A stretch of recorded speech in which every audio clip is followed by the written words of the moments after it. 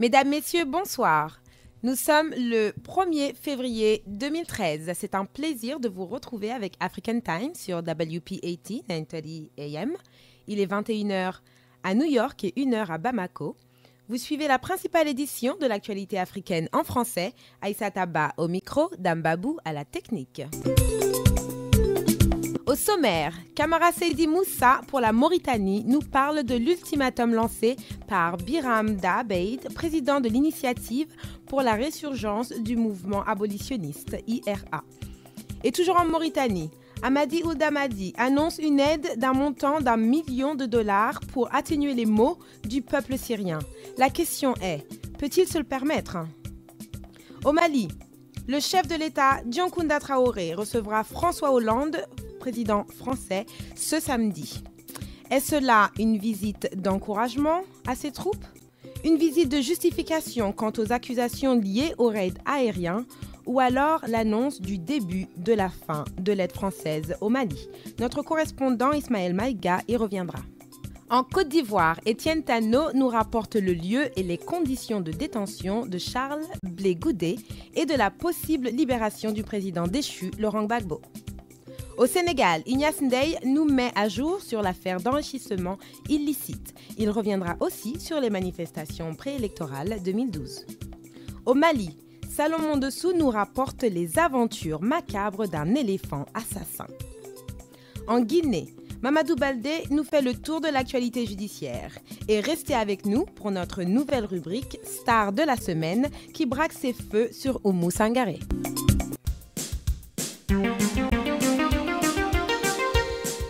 Chers auditeurs, aidez-nous à accueillir nos 4 nouveaux correspondants. Ismaël Maïga pour le Mali, Camara Seydi Moussa pour la Mauritanie, Daoumbaye pour la Minute Beauté et Alain Tchénion pour la rubrique Star de la semaine. À tous les 4, bienvenue sur African Time. Bonsoir et bienvenue sur African Time. Merci de votre fidélité. Vous écoutez votre émission sur Internet à yolele.com, à la radio sur WP80 930 AM et par téléphone composez le 979 228 42 28. Cette émission est sponsorisée par la compagnie aérienne Royal Air Maroc.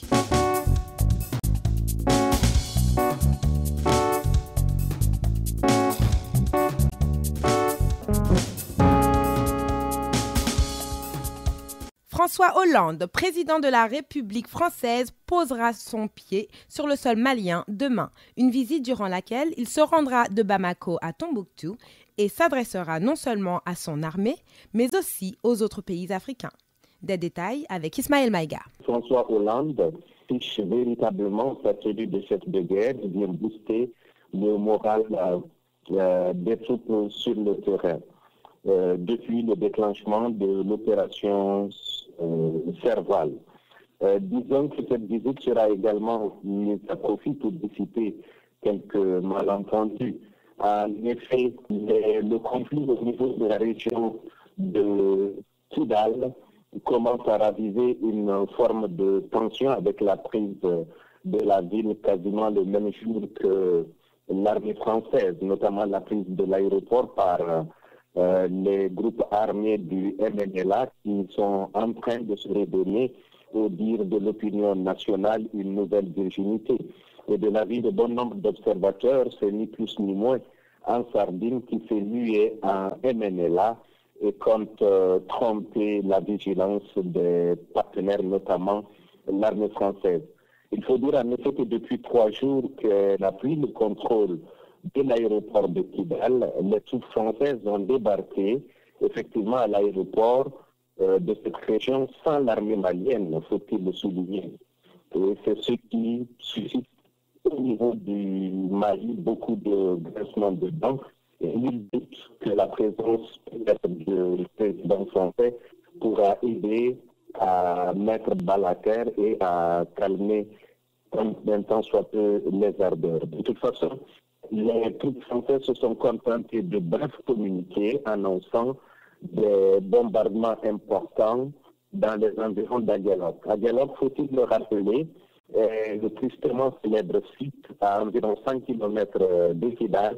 où ont été commises les atrocités il y a un an contre l'équipe malienne, où plus d'une centaine de militaires maliens ont été ligotés dans le dos, puis sauvagement égorgés. Puisqu'il faut parler d'exactions, il faudrait signaler que les associations des droits de l'homme, Amnesty International, la Fédération internationale des droits de l'homme, Human Rights Watch, font part d'exactions de l'armée malienne dans les localités libérées de Léré, Douanza, Diabali, Kona, Tombouctou et Gaou. Donc autant de villes sous occupation qui étaient sous occupation par les groupes armés. Ces exactions auraient été commises à tort ou à raison par les militaires maliens contre des Arabes, des Peuls et des Touaregs. En tout état de cause, à ceux qui véhiculent de telles informations qui discréditent au demeurant l'armée malienne, mais aussi à ceux qui, bien que minoritaires, ont dénoncé l'intervention française au Mali, le président par intérim, Dioncounda Traoré, s'est insurgé contre les donneurs de leçons. Et lui de s'interroger où était-il lorsqu'on tuait, volait, violait et amputait de paisibles populations civiles. Et donc, on doit de conclure que l'entrée en guerre de la France au Mali est loin d'être une guerre contre l'islam. C'était donc il y a 72 heures à la tribune de l'Union africaine à Addis Abeba. À match de cette rencontre s'est tenue aussi la table ronde des donateurs qui a réussi à mobiliser quelques 455 millions de dollars en faveur de la MISMA, mais également en faveur de la restructuration de l'armée malienne. En tous les cas, c'est un gouvernement de transition, donc fait à bloc par l'adoption à l'unanimité par les députés de la feuille de route de la transition qui devra, entre autres, veiller à la libération des régions sous occupation sur l'ensemble du territoire malien et au recouvrement de l'intégralité du pays, et engager des concertations avec l'ensemble des composantes du Nord, y compris les groupes armés modérés, et organiser d'ici le 31 juillet 2013 les futures élections présidentielles et législatives. Enfin, il faudrait conclure en rappelant que la semaine qui s'achève aura été également celle de la qualification des Aigles du Mali en quart de finale de la Coupe d'Afrique des Nations 2013 en Afrique du Sud. C'était de Bamako, Ismaël Maïga pour African Time, à vous New York. American Language Center, le spécialiste de l'enseignement de la langue anglaise à New York, vous invite à visiter ses nouveaux locaux beaucoup plus spacieux et plus commodes pour votre apprentissage de la langue en Amérique. Il se situe au 229 Ouest, 36e rue, au 3e étage, entre la 7e et la 8e avenue, à 2 rues de Penn Station. Après 35 ans d'expérience et un corps d'enseignants hautement qualifiés, American Language Center propose des cours pour les débutants et pour tous ceux qui veulent approfondir leur connaissance de la langue. Les frais de scolarité d'American Language Center sont très compétitifs et son enseignement est le meilleur dans le pays. Pour les habitants de Queens, la branche locale est au Jackson Heights, 7501 Broadway. Pour tout renseignement, appelez 1-800-ENGLISH, 1-800-364-5474, 1-800-364-5474. Demandez après André. En Mauritanie, la patience a ses limites.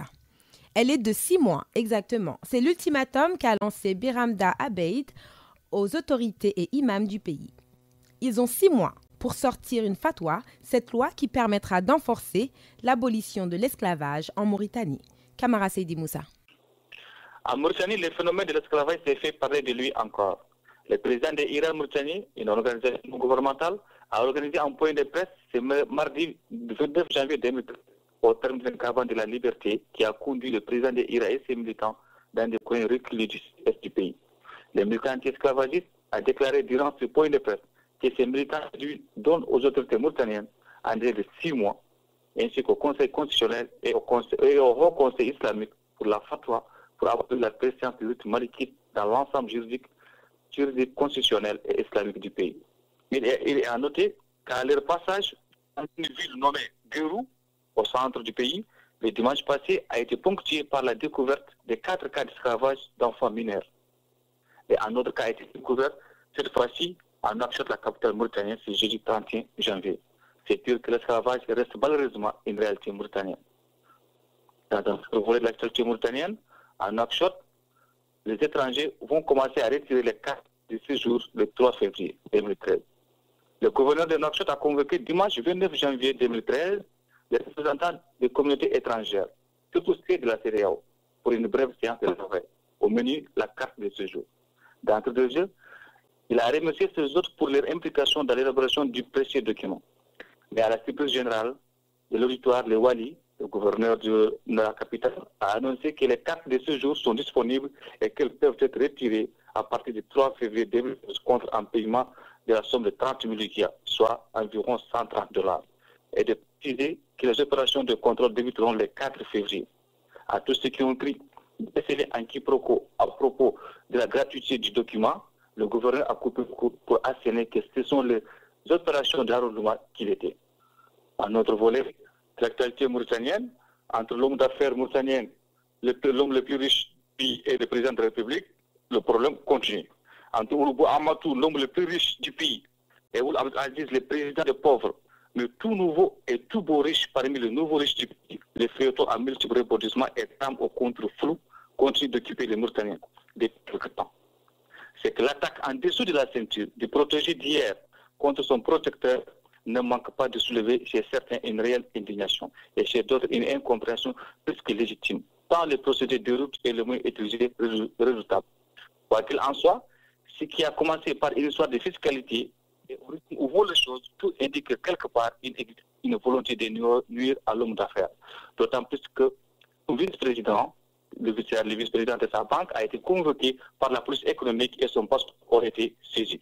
Et on parle d'une possible nomination par la Banque centrale du pays en administrateur délégué pour gérer la banque de l'homme d'affaires. Pour en finir avec l'actualité mauritanienne de cette semaine, il faut rappeler que la Mauritanie a consenti une aide d'$1 million comme modeste contribution pour aider à atténuer les souffrances du peuple syrien, selon le ministre des Affaires étrangères mauritanien. La note a été faite ce mercredi 30 janvier à l'occasion de la conférence de donateurs tenue dans la capitale croatienne. Si ce geste est louable, d'aucuns ici en Mauritanie pensent comment un pays pauvre comme la Mauritanie peut se permettre des gestes pareils au moment où son peuple est dans le dénuement total. Camarade Sidi Moussa pour African Time. C'est un peu bon cette fois-ci. En Côte d'Ivoire, voilà qui met fin aux spéculations quant à l'endroit où se trouve l'ancien patron de la jeunesse du temps de Laurent Gbagbo.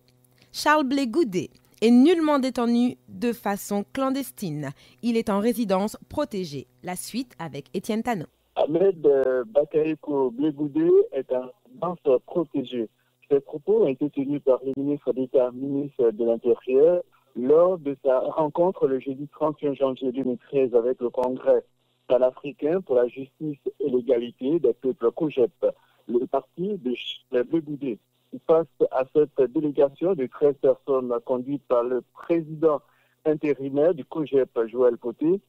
le ministre de l'Intérieur s'est prononcé sur le lieu de détention de l'ex-leader des jeunes patriotes.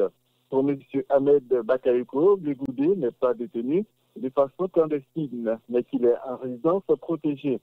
Selon le ministre de l'Intérieur, dans tous les grands pays du monde, les prisonniers d'une certaine catégorie bénéficient d'une protection particulière. Concernant le porte-parole du COJEP, il a par ailleurs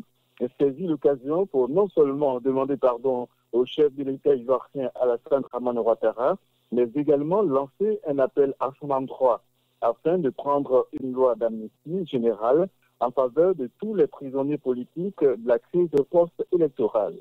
Les discussions et le pouvoir sont en phase terminale. Selon des sources concordantes, les rapporteurs des deux partis se sont rencontrés le mercredi 30 janvier dernier au plateau pour la mise en forme d'un document qui sera remis au Premier ministre Daniel Kablan-Duncan afin qu'il soit transmis plus tard au chef de l'État ivoirien Alassane Dramane Ouattara. Le gouvernement de M. Kablan-Duncan et le Front populaire ivoirien de M. Miaka Oreto ont discuté, entre autres, sur des questions liées à la sécurité, au jeu démocratique, à la réconciliation nationale et à l'état des droits.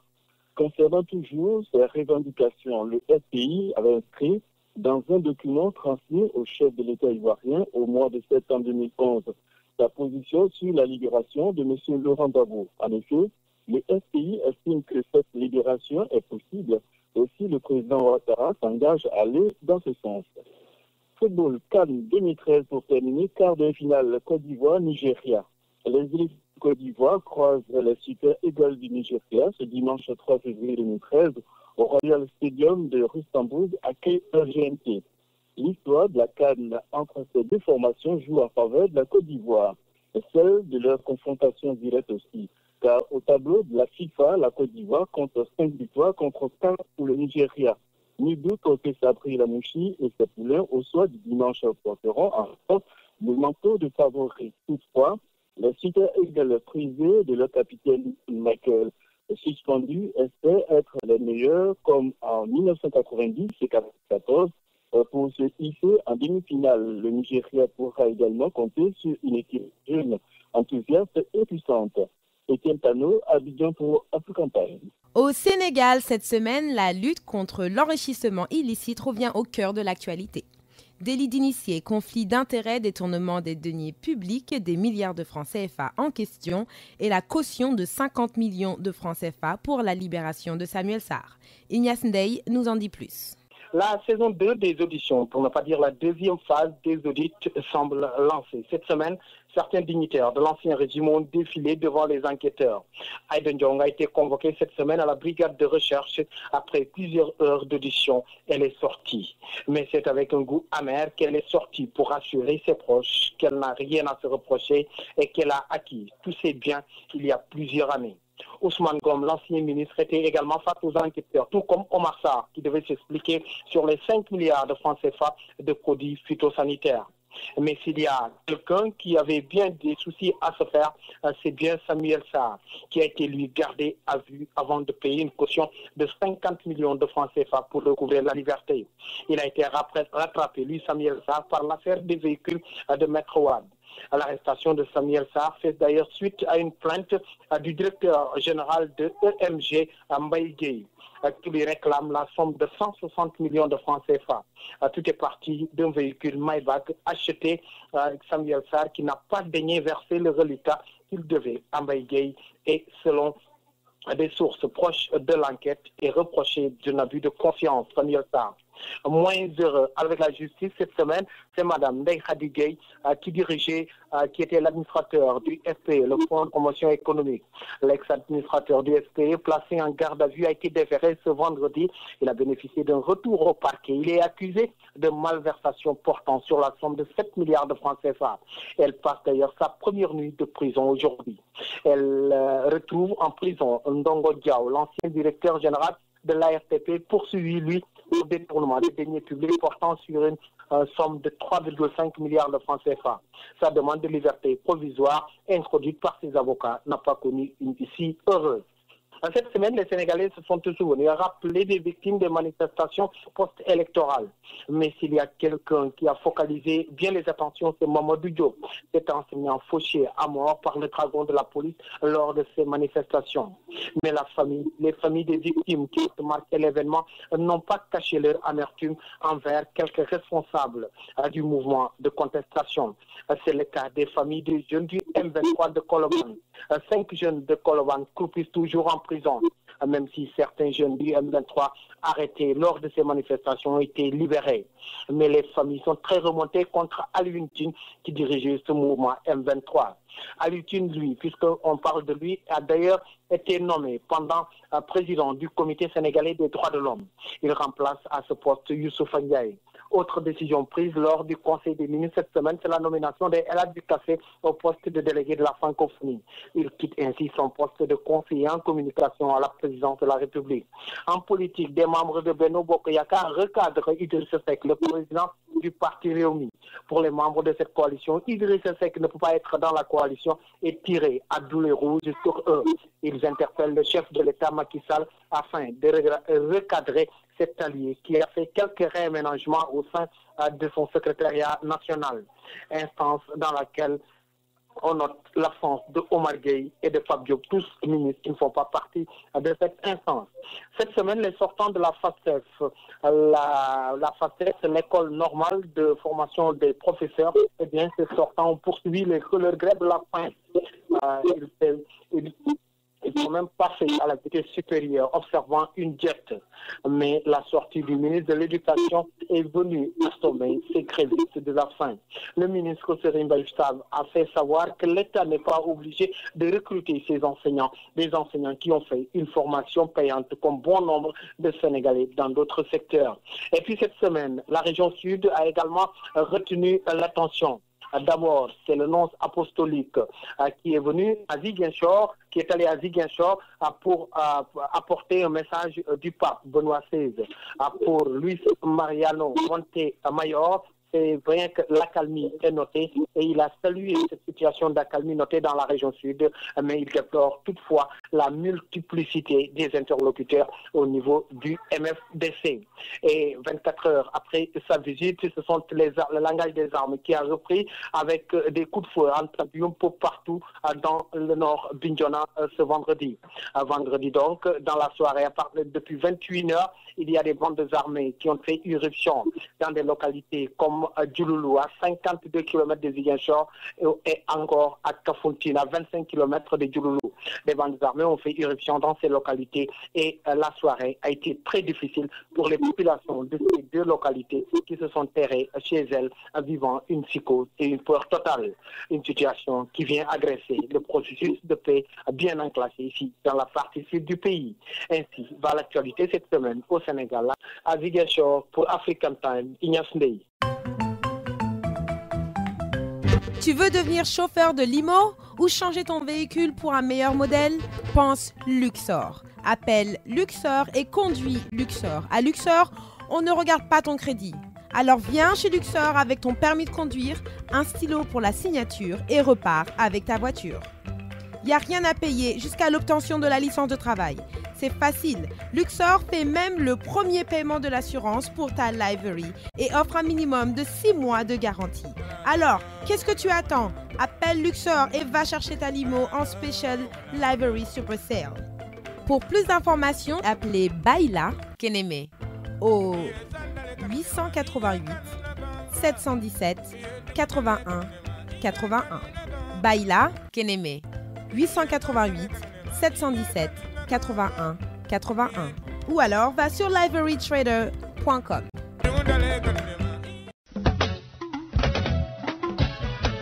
Vous aimez les belles chaussures? Alors écoutez bien. Gora Sneakers au 40 Ouest, 31e rue, entre la 5e et Broadway est l'endroit idéal. Chez Gora Sneakers, il n'y a pas de contrefaçon, tout est original. Vous y trouverez Timberland, Nike, Reebok, Sebago, Adidas et j'en passe les meilleurs. Désormais, vous trouverez chez Gora Sneakers des casquettes et des jeans des plus grandes marques. Alors, ne faites plus attendre vos pieds, offrez-leur des chaussures de qualité. Gora Sneakers, c'est au 40 Ouest, 31e rue, entre la 5e et Broadway, en face du poste office. Téléphone 212 695 64 92. 212 695 64 92. Au Bénin, c'est un éléphant tueur qui défraie la chronique. Cet éléphant échappé de la réserve du parc répond à l'attaque d'un paysan de Gogounou en le saisissant par sa trompe. Mais la force d'un éléphant ne se mesure point à la résistance d'un être humain. Salomon Dossou. Les populations de la commune de Gogounou au nord du Bénin ont vécu une scène macabre le mercredi dernier. Dans un premier temps, c'est un éléphant sorti de la réserve du parc W qui a brisé un paysan. Selon les témoignages, la victime ayant constaté la présence de cet animal sauvage, au lieu de fuir ou de se cacher, aurait tenté de prendre sa vue à l'aide de son portable. Il aurait même jeté une pierre sur la trompe de cet animal pour l'amener à se redresser afin de bien prendre sa vue. C'est ainsi que l'animal le saisit par sa trompe avant de l'écraser. L'animal disparaît ensuite dans la forêt. Au cours de sa recherche, dans la forêt, c'est le corps d'un sous-officier des eaux et forêts qui a été retrouvé charcuté, mis en morceaux. Selon les témoins, le corps a été retrouvé à 100 mètres de son véhicule, garé au bord de la voie. Pour le moment, il est difficile de dire les circonstances de ce drame. Dans tous les cas, la tête de l'assassinat semble être la plus probante. Les enquêtes sont en cours pour élucider les circonstances de ce crime crapuleux. Et enfin, la CAN 2013, l'Afrique de l'Ouest domine la compétition. Des 8 pays qualifiés pour la compétition, 7 sont issus de l'Afrique de l'Ouest. Le Burkina Faso, le Cap-Vert, la Côte d'Ivoire, le Ghana, le Mali, le Nigeria et le Togo s'ajoutent à l'Afrique du Sud, pays organisateurs, pour entamer le second tour de la compétition. La 29e édition de la Coupe d'Afrique des Nations de football se voit la domination d'édition en édition de l'Afrique de l'Ouest concrétisée. En effet, depuis 2000, les équipes provenant de l'espace CEDEAO répondent massivement présentes pour les quarts de finale. Cette présence massive des pays de la CEDEAO se justifie par la création de centres de formation qui sortent de très bons joueurs. Toute la sous-région ouest africaine a le regard tourné vers ses ambassadeurs pour rappeler le dimanche 9 février prochain la Coupe au Bercail. Salomon Boussou, Cotonou pour African Time. En Guinée, les portes de la justice s'ouvrent sur le procès des présumés destructeurs de la maison d'Alpha Condé, président de la Guinée, et sur celui de l'affaire des 13 milliards de francs CFA détournés qui ont coûté la vie à Aïssatou Boiro. Dambabou tend le micro à Mamadou Baldé. Vous le savez, il y a quelques mois, cela avait défait la chronique au niveau de la Guinée. Et vous savez également que c'est un dossier très épineux. Simplement, ce que je peux vous dire, c'est que le tribunal de première instance de Kaloum a rendu sa décision ce vendredi bien dans cette affaire de 13 milliards. Le coupable avait été accusé, comme vous le savez, d'être aussi derrière l'assassinat de la directrice nationale du Trésor, Aïssatou Boiro, qui s'était préoccupée de la lutte contre la corruption en Guinée. Donc ce dossier était très très épineux, mais le tribunal n'a pas fait cas de cet assassinat pendant ce procès. Cependant, deux prévenus en cavale, disons, Ibrahima Sori Kondé et Sayon Kamara écopent de 10 ans de prison ferme et au paiement de 1 million de francs guinéens comme amende. Donc ils ont été reconnus coupables de délits de faux et usage de faux en écriture publique et surtout ils déterminent donc le détournement de deniers publics. Un mandat d'arrêt a été lancé donc contre ces deux. Donc il faut également retenir que les deux plantons, vous vous souvenez que African Time avait fait le cas, les deux plantons ont été retenus dans les liens de la culpabilité et bien du délit de complicité des mêmes faits. Donc pour la répression, en ce qui concerne les deux plantons, ils ont écopé de 7 mois de prison ferme déjà purgés et 500 000 francs guinéens d'amende. 3 autres furent simplement relaxés, soit pour délit non constitué ou au bénéfice du doute. Voilà donc ce qu'on pourrait dire du procès de l'affaire de 13 milliards. Pour ce qui est de ceux qui sont considérés comme étant ceux-là qui ont détruit la maison du président Alpha Condé, il faut retenir que le procès se poursuit. Eh bien, il y a beaucoup de comparutions pour le moment, mais je pense que vendredi prochain, on reviendra largement sur ce dossier parce que c'est à peu près les mêmes qui continuent à passer devant soit les avocats de la partie civile, ceux de la défense et du parquet ou du ministère public. Donc voilà ce que je pourrais vous dire pour le moment. Pas de nouveau au niveau de ce procès sur ce qui est de la maison du président Alpha Condé. Merci Mamadou, on se retrouve dans un moment avec l'actualité sportive. Quelques nouvelles d'Égypte. Les forces de l'ordre ont tenté de disperser par la force des manifestants lançant des cocktails Molotov contre le palais présidentiel au Caire lors d'une nouvelle journée de protestation à travers le pays contre le président islamiste Mohamed Morsi. La présidence a averti dans un communiqué que les forces de sécurité agiraient avec la plus grande fermeté pour appliquer la loi et protéger les bâtiments publics. en soulignant que les forces politiques qui auraient incité à ces actes en assumeraient l'entière responsabilité. Les heurts qui se poursuivaient tard le soir ont éclaté en dépit de l'engagement de l'ensemble des forces politiques à éviter la violence après des accrochages qui ont fait 56 morts en une semaine dans le pays divisé entre pro- et anti-Morsi, présidents, civils et islamistes d'Égypte élus en juin. Rassemblés à l'appel du Front du Salut National, le FSN, principale coalition de l'opposition, les manifestants ont lancé pierres, cocktails Molotov et feux d'artifice contre le palais et les forces de l'ordre qui ont fait usage à leur tour de canons à eau et de gaz lacrymogènes et ont tiré en l'air.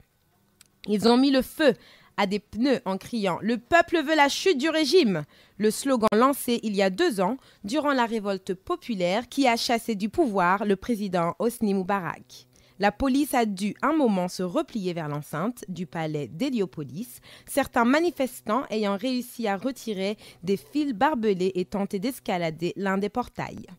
Personne ne nous fera bouger d'ici, a lancé Ahmed Gamal, un jeune manifestant cagoulé. Nous ne partirons que lorsque nous aurons renversé Morsi, a renchéri Mohamed Samir, un chômeur de 32 ans.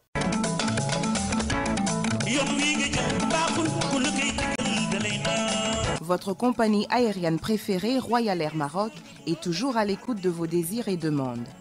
Vous avez réclamé plus de vols par jour en direction de l'Afrique? Royal Air Maroc répond positivement à cette demande. Royal Air Maroc vous offre le plus grand nombre de départs à destination des capitales africaines. Avec autant de vols partant de l'Amérique du Nord, votre temps de transit à Casablanca est réduit au minimum. Avec Royal Air Maroc, ce sont des tarifs imbattables et le plus grand nombre de destinations vers l'Afrique à partir de New York. Royal Air Maroc, c'est surtout un personnel accueillant qui partage vos valeurs et votre culture, qui connaît vos goûts et désirs. Profitez de votre transit à Casablanca pour goûter aux saveurs du Maroc. Pour plus d'informations et réservations, appelez Royal Air Maroc au 1 800 344 67 26 ou visitez www.royalairmaroc.com.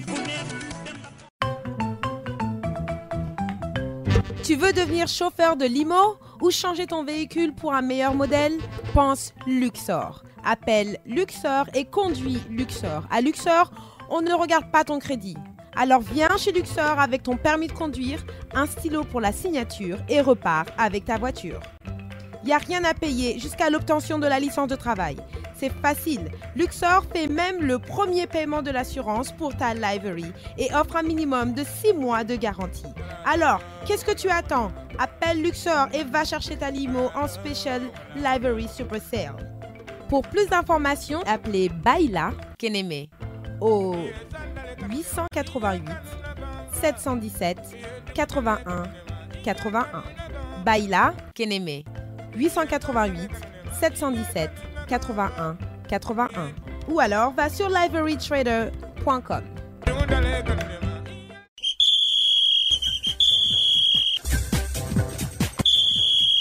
Nous ouvrons maintenant la page de l'actualité sportive. En Afrique du Sud, c'est l'Afrique de l'Ouest qui a le sang chaud. Les quarts de finale de la Coupe d'Afrique des Nations de football sont dominés par 7 pays de l'Afrique de l'Ouest et l'Afrique du Sud. Mamadou Baldé au micro de Dambabou qui nous présente les différentes affiches des matchs de ce week-end. Les différentes combinaisons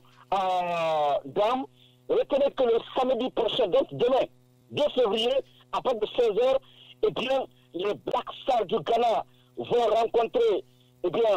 l'équipe du Cap-Vert. Ça, je vous le garantis, ça va être un match très difficile, surtout quand vous savez que le Ghana est pas favori, en tout cas sur le papier, et le Cap-Vert reste l'une des meilleures formations, en tout cas comme révélation de ce tournoi. À 19h, donc demain samedi, les Bafana vont s'affronter contre les Aigles du Mali. Là aussi, un match que le public sud-africain attend de quelle forme. Dimanche à 16h, la Côte d'Ivoire, les éléphants de Côte d'Ivoire vont s'affronter contre les Dindigas du Nigeria. Un autre match ouest-africain, mais un match, comme on le dit souvent, c'est un rendez-vous de donner de recevoir quand on sait aujourd'hui la forme des Ivoiriens. En tout cas, sur le papier, les Ivoiriens partent favoris. L'autre match à 19h, et bien ce dimanche,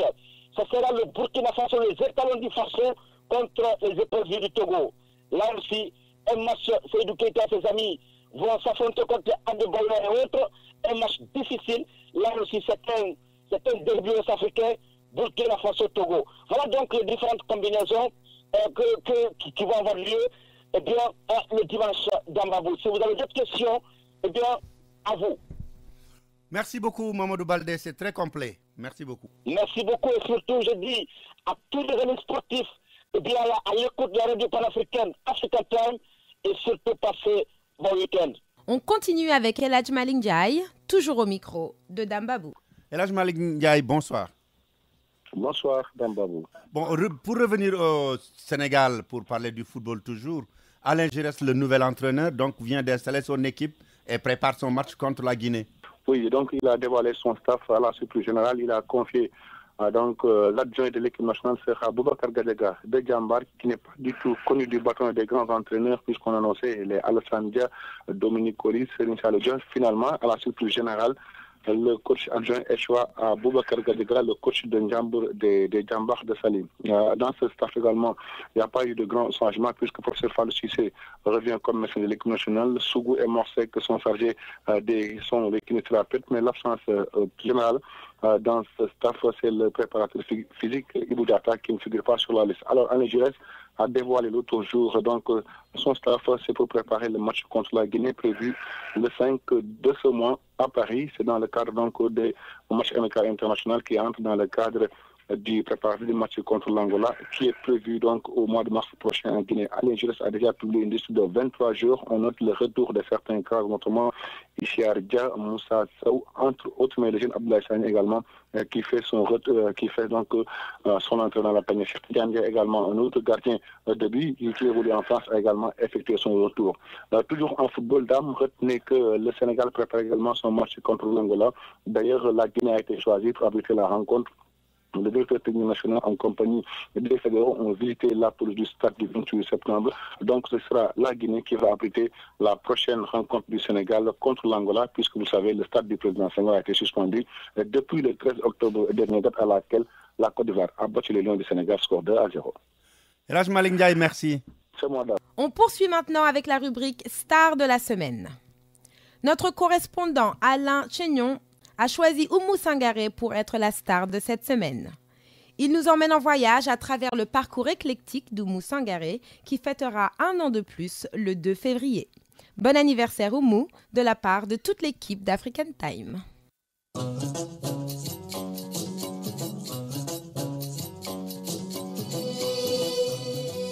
Elle est l'une des chanteuses les plus emblématiques dans son pays natal qu'est le Mali.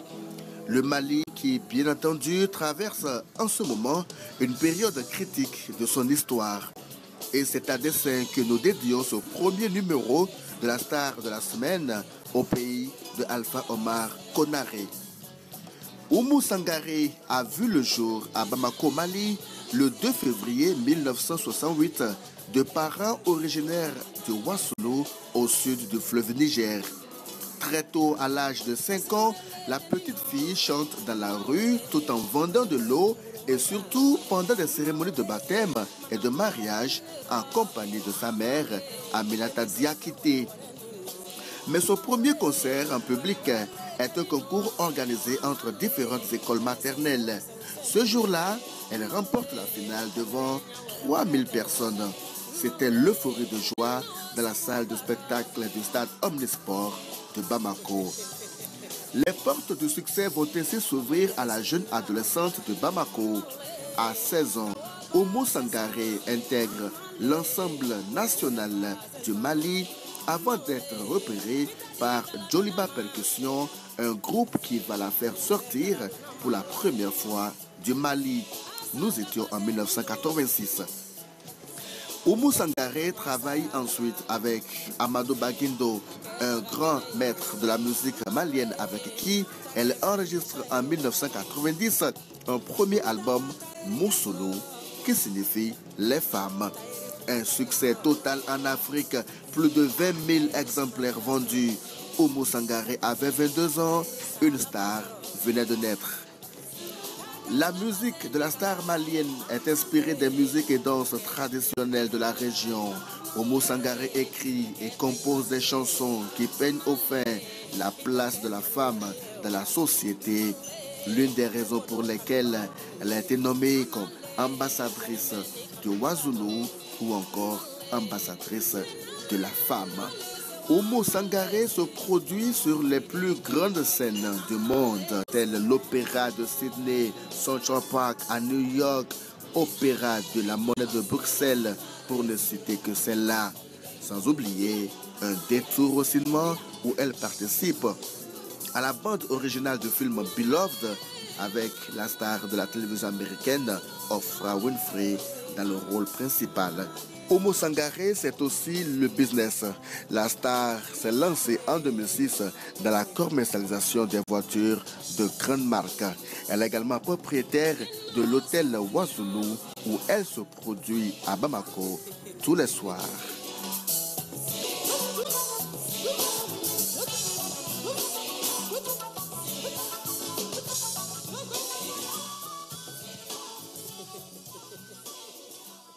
Nous voilà maintenant avec Daumbai pour la Minute Beauté. Le citron est ici à l'honneur. Cette chronique ne représente pas un conseil médical.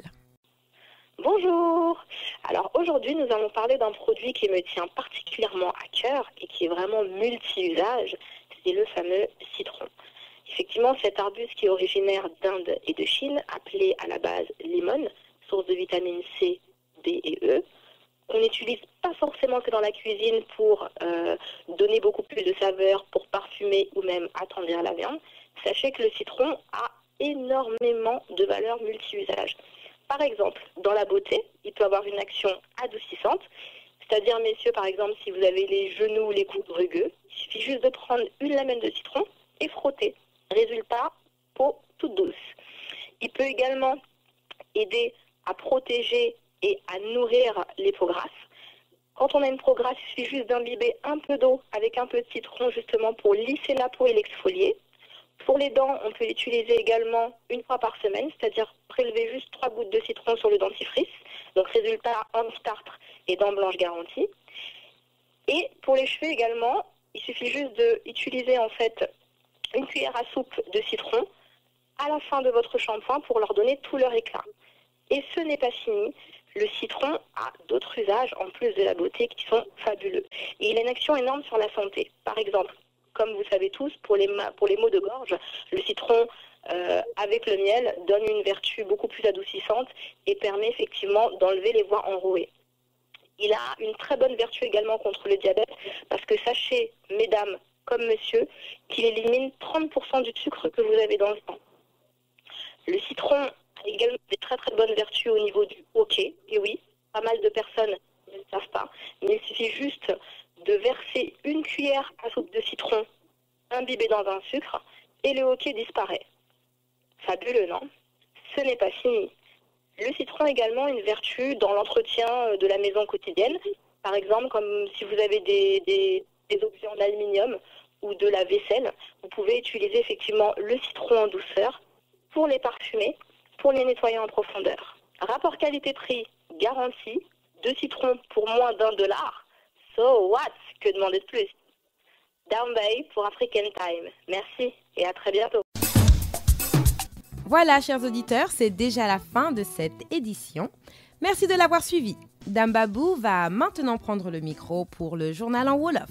On se retrouve vendredi prochain à 21h pour une nouvelle édition d'African Time sur WP80 930 AM. Bon week-end à tous.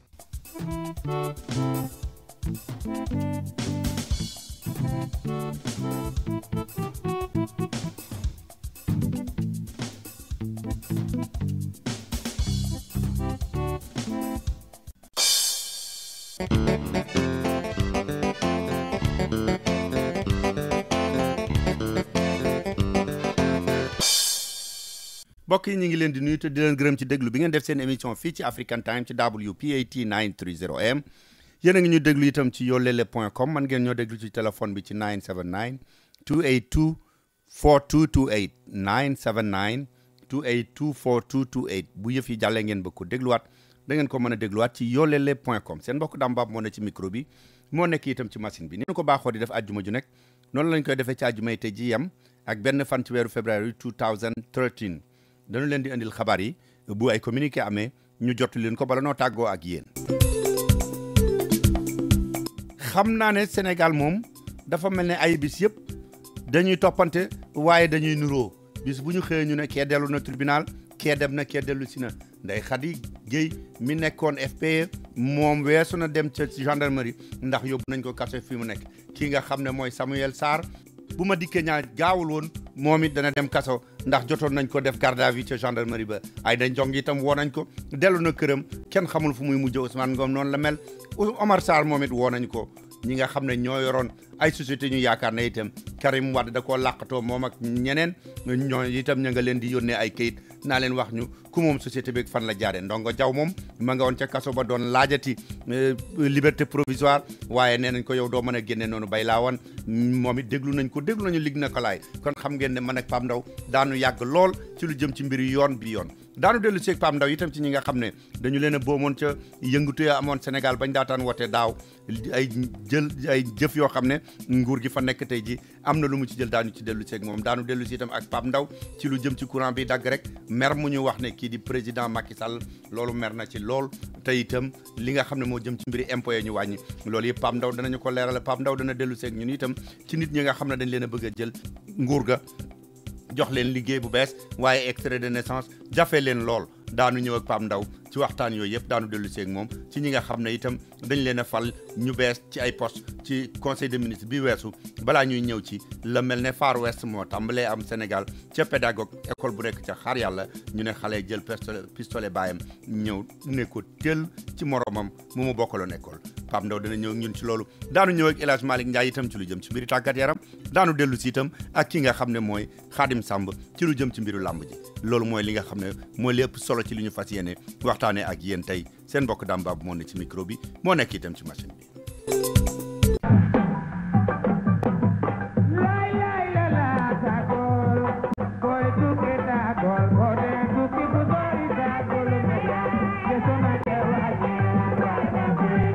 waxtaan wi ak Pape Ndaw si pharmacie moo leen dimbali ba ngeen mën cee jot. waaw kon ni ñu leen ko wax rek dañu daal di tàmbali ak ki nga xam ne mooy Pape Ndaw wàllu yoon sax moo ëpp ci li ñu nar a fas yéene waxtaane waaye Pape Ndaw dafa mel ne léegi rek la ñu Ignace doon wax ne la nga xam ne mooy Bignona ak la ko wër fi mu nekk nii ca département ba bareeti na ay coow tey ji ci guddi gi ay attaques yoo xam ne nee nañu ay samba booy ñoo dal ci kaw waa dëkk yéen nekk foofu Pape Ndaw. ni nga ko waxee noonu la amee Dame Bab saay si wala samba boy wala boog ñoo xam ne ni dañoo jàpp ne ci MFDC la ñu bokk ñi yore ngànnaay ñoom ñoo dal ci ñaari dëkk yoo xam ni dañoo nekk ci bëj Saalum ni ci diwaanu Ziguinchor sorewul Bignona muy dëkk bi nga xam ne bii moom la ñuy wax Diouloulou ak beneen dëkk boo xam ne ni moom la ñuy wax Kafountine bi fa gaa yi dugg nag ci seen cong moomu indi na fitna ak njaxare ak tiitaange ci askan wi nga xam ne bii ñoom ñoo dëkkee foofu ci waxtu boo xam ne bii nag am na ñoo xam ne ni dañu nekk ci MFDC bi ñoo xam ne ni dañu am xam-xam wala ay jàngkat en tout cas ñi nga xam ne bii ñoom la ñuy wax intellectuel ci waxtu woowu la ñu doon bind benn communiqué boo xam ne ni ñoom dañu ko doon génne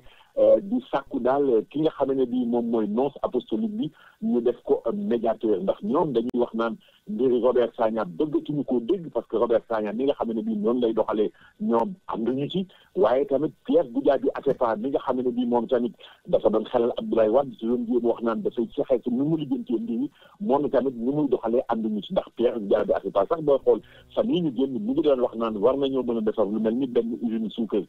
ci bëj Saalum réew mi ci diwaanu Ziguinchor bu ko defee ñi nga xam ne bii ñoom ñoo nekk ci MFDC mën a dem di liggéey foofu di fa surlu di daan seen doole gis na kii di Robert Sagna moom jamono yooyu la ñu génn ñu ngi ko fi doon tëkku di wax naan danañu faat bakkanam ba tax ñu jox ko ay garde corps te ñooñu ñi nga xam ne bii ñoo ko doon tëkku dañu leen wax naan ci MFDC la ñu bokk ndax ñi nga xam ne bii noonu la doon doxalee ànduñu ci ba tax na daal maa ngi la koy wax léegi gars yi nee nañ ñoom bu ñu sañoon tey ki nga xam ne bii moo di nonce apostolique bi du représentant bi nga xam ne bii moom moo nekk ci diwaan bi daal moom la ñuy jël bu ko defee mu daal di nekk ki nga xam ne ni moom mooy dox tànki jàmm diggante MFDC ak nguuru Sénégal lu mën a am nag Dame Babou fi nga xam ne bi ci la ñuy waxtaane yooyu ñu ngi koy junj léegi kon bi ñuy door am na cong moo xam ne nii ay saay-saay def nañu ko ci dëkk bii di Diouloulou ak dëkk bii di Kafountine mu indiwaat njàqare ci diwaan boobu ci réew mi. waaw Pape bu ñu jógee ci loolu kon ñu daal di dugg ci li gën a yaatu tey ji suñu waxtaan mooy gars yi nga xam ne dañ leen doon woo police ak gendarmerie te ñu àndoon ak président Abdoulaye Wade di laaj mbiri xaalis Ndeye Khady Gueye moom far nañ koo jàllale prison. Ndeye Khady Gueye jàllale nañ ko Dame Babou Ndeye Khady Gueye boo ko déggee moom mooy ki nga xam ne bii moom moo nekkoon directrice su SPE dégg ma nekk kuréel goo xam ne nii dañu ko fi dénkoon ay koppar mu di ko lijjanti moom Ndeye Khady Gueye ak Samuel Sarr ñoom ñaar la ñu woondoo woon xam nga Samuel Sarr moom dafa fekk ne ki nga xam ne bii moo di Mbaye Gueye di patron wu Éminence Motor moom ñu di ko wax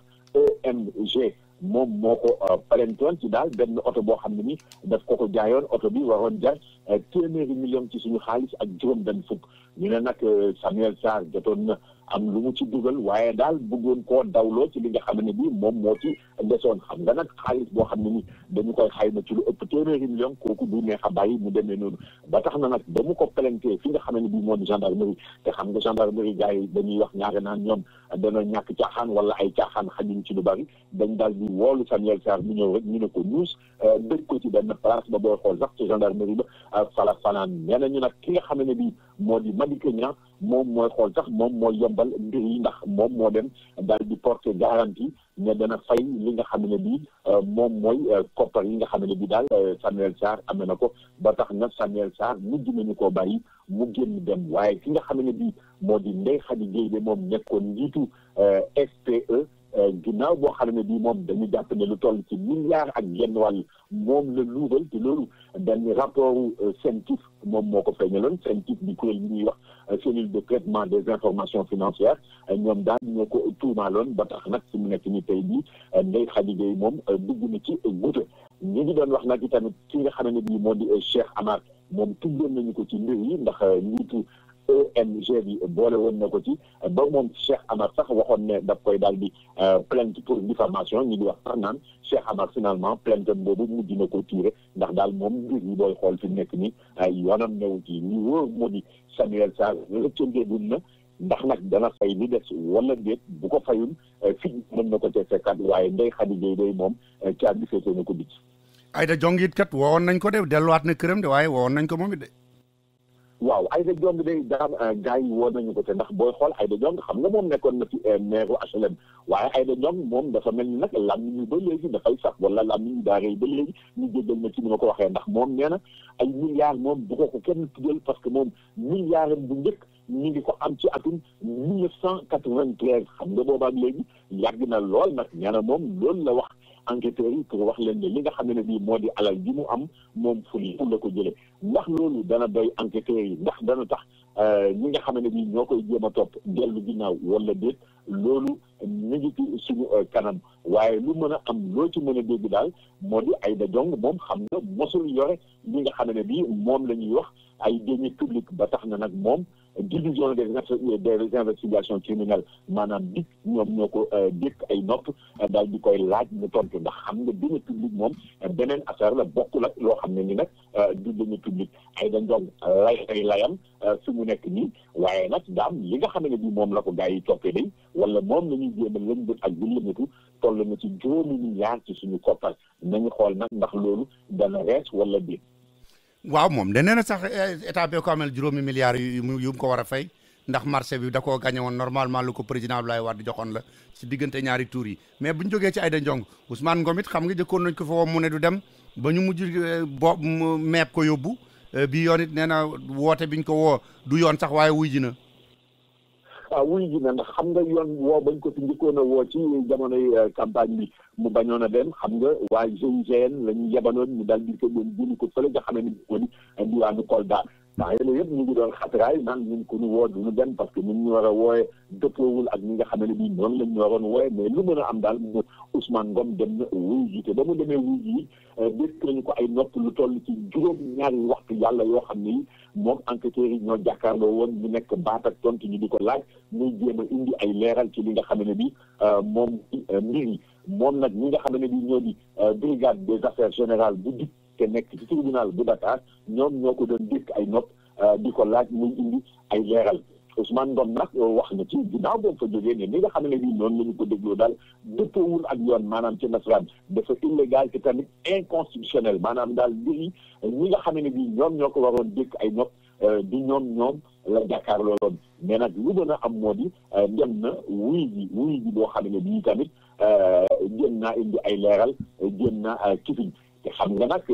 buñ fa jógee tamit ki nga xam ne bii moo di Khalifa Sall di maire Dakar Khalifa Sall nekk parti socialiste dem na seeti Ousmane Ngom ngir defali ko te tamit loolu nee na ak xaritoo mu dox seen diggante moom moo tax mu dem defi loolu te moom nee na ak xaritam daf koy assumer jusqu'au bout lu mën a am daal moo di jàmbaabu ci lu leer jëwriñ ñi nga xam ne bii moom la ñu dénk mbirum yoon moom nee na mbir yi danañu ko topp ba fu muy mujj rek maanaam lépp dana leer nañ. waaw defe naa balaa ñuy dellu si ñeneen ñi ñu woo sax wax nañu ne ci conseil des ministres bi weesu kii di président Macky Sall nee na jëwriñ jooju ngay wax ki jiite mbiru yoon mi ngi leen di sant bu baax moom ak waa tribunal itam ne bu ñu teggi seen tànk. non jëwriñ bi nga xam ne bii moo di Aminata Touré ñu dégg ko mbirum yoon ci biir réew mi Macky Sall daf ko félicité maanaam daf ko kañ tànn ko wan ko ne yoon wi nga jaar maanaam xàll wi nga traité topp ko bul ko wàcc continuer foofu mooy yoonu dëgg moom Macky Sall rafetlu liggéey bi nga xam ne bii moom la jëwriñ bi ñu dénk mbirum yoon bi wax moom Macky Sall rafetlu tamit liggéey bu rafet bi nga xam ne bii enquêteurs yi ak juges yi ñu ngi koy doxal maanaam daal ci gàttal Macky Sall dafa dellu si rek pour wax ki nga xam ne bii moo di Aminata Touré di jëwriñ bi ñu dénk mbirum yoon ginnaaw bu mu ko kañee kañ ko wax njàmbaaram ak ngóoraam ak dëggoom ak pas-pasam na continuer rek ni nga xam ne bii noonu lay demee xam nga nag bu ñu waxee ne Macky Sall moom mooy premier magistrat ndax moom mooy président de la République bu daal dee takk gërëm ki nga xam ne bii mooy jëwriñ bi ñu dénk mbirum yoon loolu dafay tekki rek ne ko yëf yi jox naa leen carte blanche ni ñu koy waxee doxal leen ko ba mu mot sëkk lépp loo xam ne nii lënt na ci leeral leen ko li ci yoon wax ngeen doxal ko. waaw Pape bàyyil ñu aajar dellu si waat comme tey ji mbiru yoon yi dafa gudd lool duñ ko mën a yeggale balaa ñoo aajar. demal te ñëw. waaw Pape ñaa ngi doon wax ñu woo wax nga wax mbiru Ousmane Ngom waaye Omar Sarr mi nga xam ne tey jii moo jiite PDS moom it gars yi woo nañ ko de. waaw Omar Sarr gars yi woo nañu ko daan baabu te xam nga ni Omar Sarr booy xool bokk na ci li nga xam ne ni moom lañ ko lijjanti wala moom la ñuy jéem a lijjanti moom jamono ñu ñuy toll mooy mbiru plan Jaxaay dëgg la Omar Sarr moom mooy coordinateur du parti démocratique sénégalais moom moo yore PDS waaye nag dem na wuyu ji bi dem daf caa jógee daal ñu dem ñibbi këram ndax loolu mooy continuer di wéy wala déet en tout cas li ci kanam rawuli bët Omar Sarr maa ngi la koy wax léegi mbiri plan Jaxaay la ñu ko doon laaj moom nag nee na li tax ñu doon ko laaj dafa fekk ne rek jamono yooyu moom moo nekkoon jëwriñ bi nga xam ne bii moo jiite woon urbanisme loolu la ñu ko doon jékkee ay nopp mais moom profité na ci pour métti li nga xam ne daal mbir yi nee na politique da cee laxas maanaam gars yi doxaluñu pour xam lu leer mais mbiri politique moo ci dugg looloo tax sax ñu dindi li nga xam ne bii moom mooy immunité parlementaire am pour mën koo dékki nopp ak tamit pour mën a continuer mais li mën a am moo di moom Omar Sarr nee na pare na pour bépp convocation boo xam ne nii yónnee nañu ko dana dem wuy yi parce que jàpp na ne amul lenn loo xam ne nii def na ko amul lenn loo xam ne nii ñu ngi koy ci maanaam gisul ci mbir yi lenn loo xam ne nii mën na ko teree nelaw ba tax na saa yi bu ñu ko wooyee dana wuy yi nga gis ne rek kon daan gars yi mel na ni seeni mbir xaw naa soppeeku parce que démb ak bërki démb dañ doon wax naan ku ñu woo dañuy ñëw ñun faale wu ñu gis nga Omar Sarr da moom na fi sax day jéem a xas wala di jéem a natt ci nga xam ne bii moom moo di procureur spécial bi mais gis nga tey jii dañu changé discours maanaam fu ngeen ñu woo danañu wuyu si parce que amuñu lenn lu ñuy nëbb ñun li ñu def leer na nañ nañu xaarandi rek ba xam ndax mbir yi leer na wala déet en tout cas enquête bi ñu ngi Pape ba tey ci mbiru woote yi ay bis gee weesu maa ngi doon interviewé Pape Diop mi nekkoon président wu Sénat bi te mu yor partem léegi mu doon wax ne moom li taxoon ñu woo ko benn yoon woowaatuñu ko mooy dañoo seet gisuñu dara ci moom waaye tey jii mi ngi porté plainte ndax benn journal bu wax ne moom dafa nangoo fay 2 milliards ngir ñu bañ koo woowaat. waaw loolu moo tax sax suñu nekk nii Pape Diop daal di kalaame ki nga xam ne nii moo di suus di wax nag moom saabu bi nga xam ne bii moom la ñuy fóotee deret bi mu tilim saabu bi kon ñaari milliards ci suñuy koppar moom la war a jar ndax xam nga ñoom journal boobu dañu ko doon jiiñ di wax naan moom Pape Diop dafa joxe lu toll ci ñaari milliards ci suñuy koppar ngir ñu bañ koo topp ci wàllu tribunal loolu moo tax nag Pape Diop daal di yónnee benn citation direct journal bi nga xam ne bii moom la Mbagnick Diop jiite di leen mu di réew mi quotidien di leen laaj nag lu toll ci ñaari milliards ni ma la ko waxee léegi procès bi ñu ngi war a jàpp ñu ngi jàpp ne fukki fan ak ñeent ci weeru février yi nga xam ne bii moom la ñu nekk ci la ñu ko war a ubbi ndax ni ñu ko waxee nii rek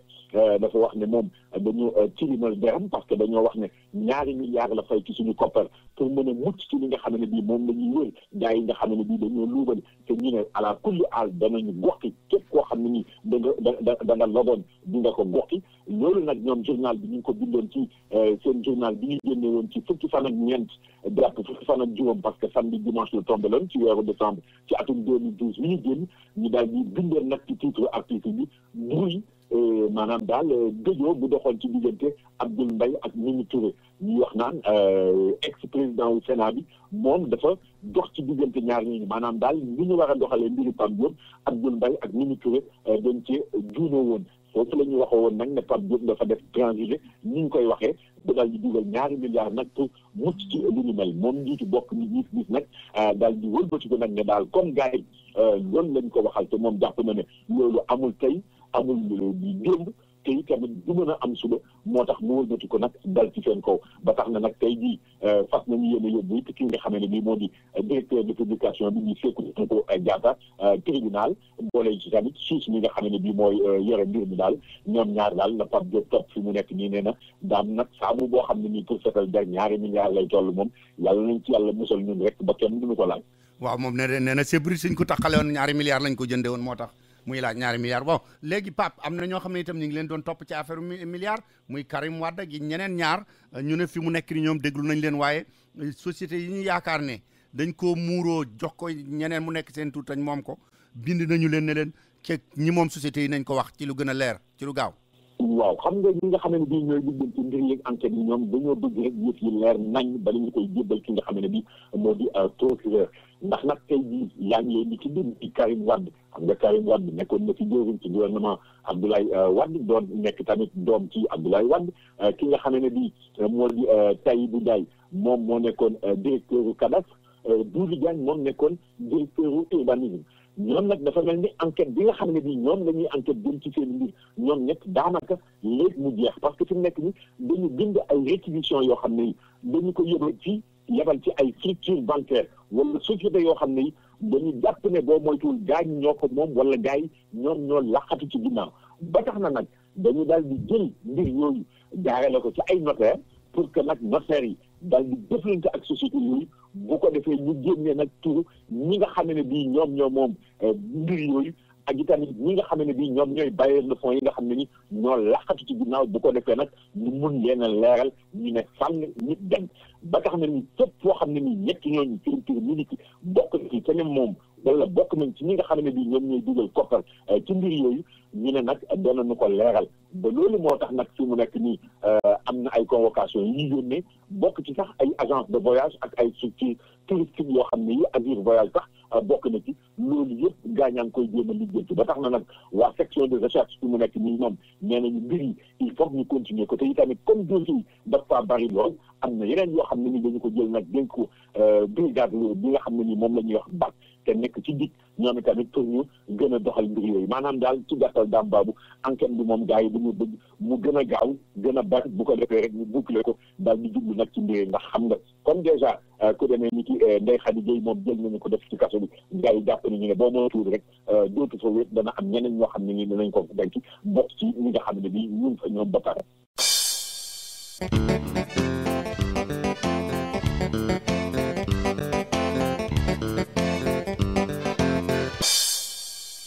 waaw mbokk yi kon balaa ñuy dellu si waat ak yéen dañu leen di xamal ne rek retard bu rëy bi moom noo fi dàq tardé waaye du tey ci ñun machine bi ci boppam bi ñu yónnee programme bi ñoom ñoo am lu mat fukki minute ak lu topp yoo xam ne waroon nañ ko ci génne mënuñu ko ci woon génne te ci benn minute la waroon a génn loolu li ko gën a yeexal ci la bokk ñoo ngi jéggalu bu baax a baax a baax a baax yàgg ngeen koo xam yàgg ngeen koo wóolu mu yàgg leen a taxaw ngeen bëgg ci lool lépp lu jëm ci seeni taxe da ngeen di dem ci Fallou Ndaw expert ya mu àndal Fallou Ndaw fii ci université Amérique bii la jànge ba mokkal ñu door koo jox ay lijaasaam lépp lu jëm ci mbiri taxe loolu la xam lool ba mu mat sëkk te bu leen fàtte ne taxe yi nag li ko tàmbale ci janvier ba avril lay jeex bu leen ko yeex a def bu ngeen seetee Fallou Ndaw dana leen ci taxaw ci compagnie am Logic 6 mi ngi nekk ci diggante 120F ak 121st bu dee income tax la personal tax wala seen business tax la bu fekkee itam da ngeen di taxawal seen compagnie bëgg ku leen ko defal wala ku leen defal seen i accounting dem leen seeti Fallou Ndaw ci Logic 6 Fallou Ndaw am na numéro téléphone bu bees mi ngi nekk 917 365 2115 917 365 2115 917 365 2115 képp ku yaakaar ne expérience am na lu ko mën a wuutu boobu da ngaa demagul Africa Travel Management boo demee Africa Travel Management ba fekk fa Cheikh Diwane Sylla ak expert ya mu àndal da nga xam ne agence boobu rek moo lay wax ne la avion boo bëgg a demee ak fu mu mën a jëm muy South Africa Delta Royal Air Maroc njëg yi gën a yomb ñoo la koy wax jox la avion bi ngay demee Africa Travel Management mi ngi nekk fii ci New York 515 Madison Avenue ca 9th floor ba ci corner 53rd Street bu dee ca Sénégal ma nga nekk ca West Foire ci VDN bi immeuble numéro 147 ca premier étage ba ci Dakar Yoff bu la neexee mën ngaa woote fii ci New York 212 481 3850 wala ca Ndakaaru 221 33 820 6042 wala sax li gën a yomb mën ngaa dugg ci seen website www.myafricatravelonline.com. kon nag mbokk yi fi ñu bàyyee woon ak Pape Ndaw rek foofu la ñu daal di toll dellu si waat ak moom ci question yi ne ko doon laaj. waaw mais am na koo xam ne kat nit ña fa nekk ba pare Ndongo Jaw moom it ay avocat ñu ngi doon ñaanati bàyyeenum néggandiku waaye juge bi nee na leen mukk de du ci dal. non Ndongo Jaw moom Damba bu dafa mel ni mbiram dafa gën a jafe wala dafa gën a doy waar parce que xam nga Ndongo Jaw moom moo nekkoon directeur général bu autorité de régulation des télécommunications et des postes ñu di ko wax ARTP moom nag ay avocat dañu daal di dugaloon benn demande de liberté provisoire sax ci chambre d'accusation bi waaye nag chambre d'accusation day ba ñu gëstoo mbir mi dañu ko daal di dàq ne ko daal yow bàyyi néga ko moom mën a goo koo am baye boo rek nga jàpp ci yàlla te def ci kaso bi ndax xam nga Ndongo Jaw dañu jàpp ne dafa luubal lu toll ci ñetti milliards yu teg juróomi téeméeri millions ci suñu xaalis am na tamit milliards bu teg juróom-ñetti téeméeri millions yoo xam ni dañu jàpp ne daal mbiru corruption passive la faux ak usage de faux en écriture publique authentique ba tax na nag juge bi nee na ko daal yow moom bàyyi négandiku bu ko defoon mu sa xel toogala gum ci kaso bi rek fii leeg say mbir bi gën a leer ba ñu xam naa ñuy def ak yow Dambaabu. bay laa wan itam kat xanaa ñi koy laayil danañu war a ñaanaat ndax dëkkat nañ koy nopp lu ñuy wax au fond xam nga bay laa moom daf daan wax jamonoy président Ablaye Wade bu ñu ko jàppee mu ne du ma dem man kenn su ma waxee ñeneen ñu bari dem waaye ba mu demee ba léegi dafa mel ne kenn fekkiwu ko ba mu demee ba léegi kenn fekkiwu ko ndax bul fàtte ne bay laa jéemoon naa wax ci ndorteli te boo moytuwul sax dafa wax tënk wala wax loo xam ne ni daal dafa xaw a jéggi dayoo parce que xam nga booy fàttali ko mi ngi fiy wax naan doon na fi jéem a tuumaal Macky Sall te xam nga Macky Sall jamono ji mooy njiitu réew mi di fi jéem a tuumaal Macky Sall te jamono yi xam ne bii moom moo nekkoon directeur de campagne Ablaye Wade naan am na xaalis yoo xam ne dama ko jëloon moom laa ko jox mais dafa mel ni wax jooju pat boobu mu def moo ko yóbbee li ko dal ñu tey yëpp ba fi mu ne naam mu ngi ci biir kaso bi ba tey waaye xaw naa wooye ko ndéegum ci moom tuuti parce que mën nga fële ca pavillon spécial bi nekk hôpital Aristide Le Dantec mais teewul ba tey ci kaso bi la nekk su mu nekk ñi nag talaata bi ñu dëgmal ci la ko juge bi woo nag ñu jàkkaarloo bu ko defee mu mën a def li nga xam ne ni moom la ñuy wax audition au fond te xam nga ñaare ku ñuy tuumaal ci yenn yi tant que dafa ñu audition au fond boobu liberté provisoire sax doo ko mën a am même si aussi leneen loo xam ne point de droit la dambaabu ku ñuy tuumaal ci wàllu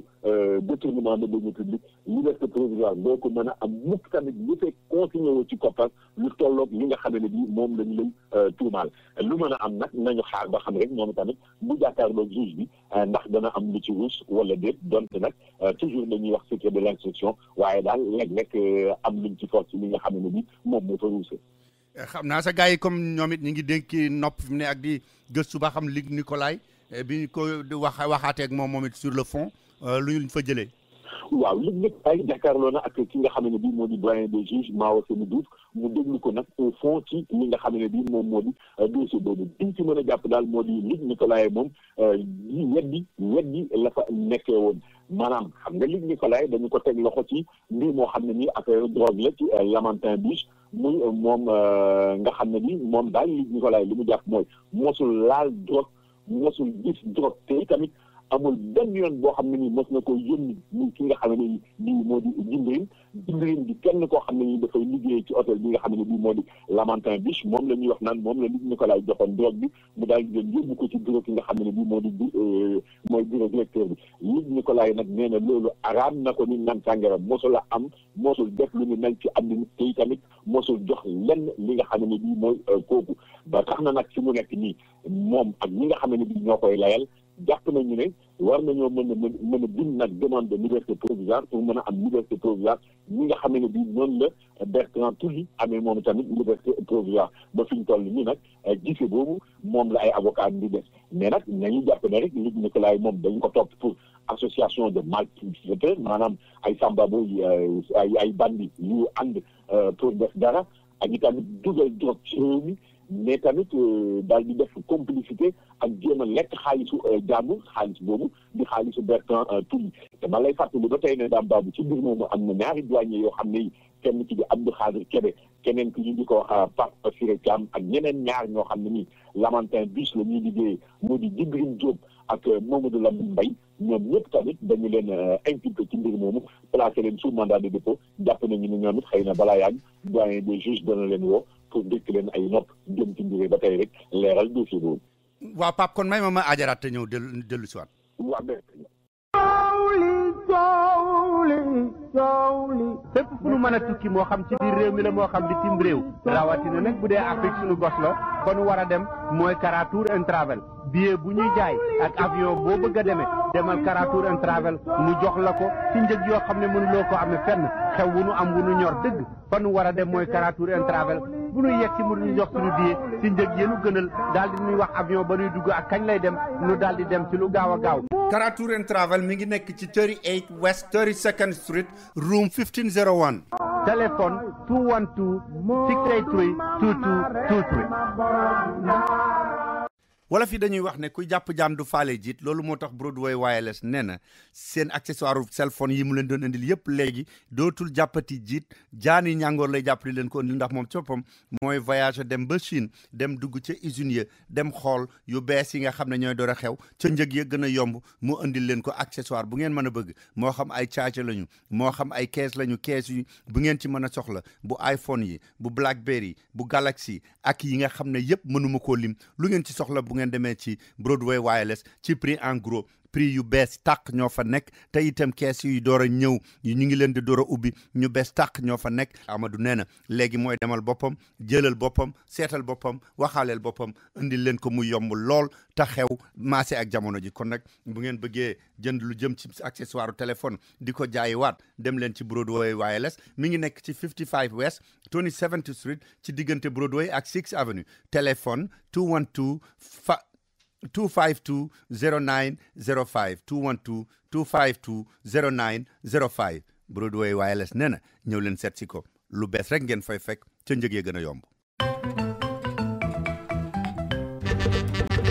déglu leen ma wax leen lu neex a neex boo dee dawal library wala limousine wala nga bëgg a amaat oto bu gën a bees sa bos demal nga seeti Luxor Motor Car kenn du seet ndax sa crédit baax na wala baaxul li ñu lay laaj nga indiwaale ko rek mooy indiwaale sa licence bu valable ak sa bindukaay daal di signé daal di dawal sa oto bu fekkee ne yaa ngi ak sa licence daañu la approuve du ñu la laaj ndax am nga crédit bu baax wala déet te nag duñu la fayloo benn dërëm li fekk oto bi amul licence yi mu soxla yëpp ba nga mën a dawal danañu dem sax ba nga xam ne assurance bi weer wu jëkk yi ñoo la koy fayal te da nag dañ ci yokk ne la oto yu baax la ñu yoo xam ne garantie bi juróom benn weer yu jëkk yi lu ci ne mejj nga ñëw delloo si ko ñu daal la koy jox demal nga seeti Luxor Motor Car ñu daal lay jox sa oto ci ni mu gën a gaawee boo ci bëggee xam lu gën a leer mën ngaa woo Baye Laa Keneme ci 1888 717 8181 1888 717 8181 wala nga dugg ci seen website liverytrader.com. Pape kat defe naa ne li ñuy dellu seewaat du sore ba tey ak wàllu yoon ndekete yëguñu ko woon waaye ñi nga xam ne ñoom lañ jiñ ne ñoo boomoon Mamadou Diop ma ñu reyoon ca ba ñuy manifester daaw ndekete am na ci ñaar ñoo xam ne ñu ngi woon kaso bu yàgg waaye gannaaw loolu sax Mamadou Diop ay mbokkam président recevoir na leen nee na am na lu réew mi warloo ak njabootam. waaw Mamadou Diop président de la République Macky Sall recevoir na ki nga xam ne bii moo di way juróom wu góor ndax xam nga dañuy fàttaliku rek ak di màggal bi nga xam ne bii mooy bés bi mu génnoon àddina moo dellu si waat ba tax na nag jàkkaarloo boobu nga xam ne nii way juru góor bu Mamadou Diop maanaam bàyyam jàkkaarloo na ko président de la République bokk na ci yi nga xam ne bii jëlee nañu ko fa moo di daal ñaari doomam yu jigéen yi nga xam ne bii moom la ko yàlla may moom la ko yàlla mayoon ñaari doomam yu jigéen yooyu dañu wax ne dañ leen di def pupille de la nation weer wu jot ñu daal di leen jox benn pension boo xam ne bii nag ñaata la loolu day jotuñu ko leeral waaye lu mën a am daal moo di ñaari doomam yooyu pupille de la nation la ñuy doon bu ko defee weer wu jot ñu jox leen loo xam ne nii dana mën a faj seen i soxla ñu lijjanti ci seen i mbir ndax xam nga ni moom fanweeri fan ak benn ndeetali weeru janvier ci atum 2012 donc ak tembe ci la toll dem ci la ñu doon defaat ay manifestation di fàttaliku ba tax na kër bi nga xam ne bii moo di seen kër ga nekk tëmbu mbooloo bu takku moo fa nekkoon ñu doon def ay ñaan ak i tamit di wàccee ay kaamil di ñaan tamit ba tey yàlla yërëm ko te xaaree ko àjjana. waaw kon daal président daf mel ne jàpp na ne léegi xale yi Sénégal ay seen baay quoi comme seen baay Sénégal la doon xeexal ba faatu waaw am na itam ñeneen ñoo xam ne kat ñoom nee nañu Hissène Habré bu fekkee juddowul Sénégal màggewu fa itam yàgg na fa yàggoo xam ne ci ñoom la bokk muy lébu ya nekk Wakaam nee nañ buñ ko naree àtte ñoom danañu ci def lu ñu mën ba xërëm yi sax danañ ci ko ci dugal. lébu ya ne Wakaam daam baabu lu leer nañ lañu wax nee nañu Macky Sall bu ko kenn laal seen mbokk la. Hissène Habré. waaw lébu ya ca Wakaam daam baabu nee nañu Macky kii kon lébu ya ca Wakaam daam baabu nee nañu Hissène Habré bu ko kenn laal moom Hissène Habré ndax seen dëkkandoo la seen mbokk la seen xarit la seen am di jàmm la ñoom ak moom ñoo bokk dëkk. nee nañu nag bu fekkee ne bii loolu am na ñoom dañu koo dalal ñi nga xam ne bii kenn président dalale woon nañu ko ñi nga xam ne ni ñoom ñoo di tubaab yi dalale ko ñeneen noonu la ñu dalalee Hissène Habré ba tax na sax mënoon nañu ko tuddee sax wala ba di ko tuddee ko Aliou Ndoye mi nga xam ne bii moom moo sanc Wakaam ba tax na nag ñuy sàkk ci Macky Sall ak gouvernement am nee nañu dañ leen di xamal ci lu leer ñoom kilifa aada yi nga xam ne bii ñoom ñoo nekk Wakaam nee nañu Hissène Habré bu ko kenn laal nañu ko bàyyi nii si nekk ñëpp ni yekk bu naqadi parce que xam nga dañuy wax naan juróom-ñetti fan maanaam altine bii ñu dëgmal juróom-ñetti fan ci weeru février wi ñu nekk ci la ñuy wax ne ci la ñuy commencé nag mbiri Hissène Habré maanaam chambre yi nga xam ne ni ñoom la ñuy mettre en place ci la ñuy commencé seen liggéey bay wax sax naan lancement bi Ali Siré Ba moom moo koy présider mais nag lébu yi ñoom nee nañu loolu duñu ko dégg ndax xam nga gars yi dañuy tuumal Hissène Habré di wax naan ay crimes yoo xam ni daf ko def ci diggante décembre 1982 ak décembre 1990 loolu lañ wax ne lañ koy àttee mais nag léegi daal nee nañu nañ ba jàmbur ñoom bañuñu ci ba jëflante ci wàllu xërëm te ñoom nee nañu ku xam léegi xam ko ci xërëm ak xam luñ ci bañuñu ko ci ndax nag dana tax gars yi dellu ginnaaw wala déet daan juróom-ñetti fan moom soreetul nañu xaar rek ba xam. xanaa xërëm yooyu de buñ ko mënoon a jox président Macky Sall ba mu fexe ba courant bi dootul dagg moom dana ko kii lool mer na ci lool ni courant bi kon ne di dagg. daam boo moytuwul nag xërëm moom dana tëj courant wala en tout cas li wóor moo di Macky Sall moom jamono ji ñu toll dafa bëgg a moytu wala fexe ba li nga xam ne nii dal na Abdou Diouf dal Abdoulaye Wade tamit bañ koo dal ndax xam nga demande sociale boo xam ne nii lijjantiwuñu ko mën nañoo jàpp ne moom moo fi jëlee woon Abdou Diouf ndax demoon na ba xamuloon sax ne muusu sunguf meewu juróomi dërëm ñu ngi ko doon jaay ci suñu réew Abdoulaye Wade tamit demoon na ba nangu ne xëy na énergie moo ko war a mën a indi problème gis nga loolu tamit jóge na fi Macky Sall nag moom pour bañ a am problème yooyu moo tax mu wëlbatiku dal di dénk ki nga xam ne bii moom moo di premier ministre ak ki nga xam ne bii moo di ministre bi toppatoo mbirum énergie ne leen nag affaire courant bi nañ ci jóg te ni mu gën a gaawee nañu fexe ba ñetti junni ak ñaar téeméeri dëkk yi nga xam ne bii ñoo nekk fii ci suñu réew ci biir kaw bi nañu fexe ba jox leen courant ñoom tamit bu ko defee ñu mën a taal seeni lamp di dem ak a dikk mais ci waxtu wi nga xam ne bii ñu ngi wax naan nañu fexe ba jox kaw gi courant ñi nga xam ne bii ñoo nekk ci taax yi moom li nga xam ne ni moom la ñuy wax tey moo di dogi courant yi dafa doy loolu nag moo tax fi mu nekk ni tey Macky Sall daal di wëlbatiku nag di sàkku ci jëwriñ bi nga xam ne bii moom la ñu dénk mbir yooyu ne ko nag nañu fexe ba lijjanti affaire yi nu mu gën a gaawee ay mbiru plan tàkkal bi nga xam ne bii moom la fi Tifin doon Karim Wade doon jéem a taxawal loolu yëpp yenewul maanaa daal moom matinée Aly Ngouille Ndiaye mu dugg ci mbir yi daal di koy lijjanti nu mu gën a gaawee moo xam nag ndax ci seen réew moomu dañuy seeti ñu ko mën a lijjantee ay américain wala fu ñu ko mën a jëlee ci àddina nañu fexe daal ba daal di lijjanti mbir yi nu mu gën a gaawee nu mu gën a kisine ndax lamp yi mën a leer dog-dog yi mën a jeex moo xam nag ndax dañuy fexe yi tamit ni ñu doxalee centrale yi nekk ay felu wala dañuy lijjantiwaat mbir yi manantali jaaree ko ay OMVS wala daal en tout cas nañu xool nan la ñu war a mën a def mais wax ci kurtu gerte mooy courant bi na tàkk te na doy bu ko defee jàmm na ñooy dàmbaam. American Language Center mi nga xam ne moo leen di jàngal anglais moo leen di xamal ne ku nekk ci réew boo bëggee sa dëkk neex fa da nga war a wax làkk wa ñu fay wax moo tax mu ne leen bu ngeen bëggee jàng anglais ñëw leen seet si ko mi ngi ci locom yu bees yi 229 West 36th Street ci third floor bi ci diggante 7th ak 8th Avenue jege lool Penn Station fanweeri at ak juróom a ngi nii ñuy jàng anglais te jàngalekat yi gën a aay ci dëkk bi ñoom la ñu fa dajale bu fekkee ne da ngay door a tàmbali wala nga bëgg a bënnal sam njàng itam foofa nga war a dem te la ngay fay tuuti na lool moo gën a yombale ci dëkk bi yéen ñi dëkk Queens itam dem leen ci Jackson Heights ci 75-01 Broadway bu ngeen demee fekk fa American Language Center bu ngeen ci bëggee xam lu gën a leer woote leen ci 1-800 English 1-800 364 5474 1-800 364 5474 bu ngeen wootee laajte André. pourtant Amadou Kane daf ci ministre des finances bi daf ci yokk ne bu doyee itam kat bànneex na ci topp ndax dañuy wàññi njëg gi. waaw dañuy wàññi njëg yi de la ñu wax daam baabu fi mu nekk nii dañuy jàpp ne courant bi ñu ngi koy jaayee kilowatt bi $22 yu teg ñetti fistin moom Amadou Kane nag nee na war nañu ko mën a wàccee ba $9 xam nga kon bu boobaa da ngay gis ne wàññi nañ ci lu toll ci juróom lu jege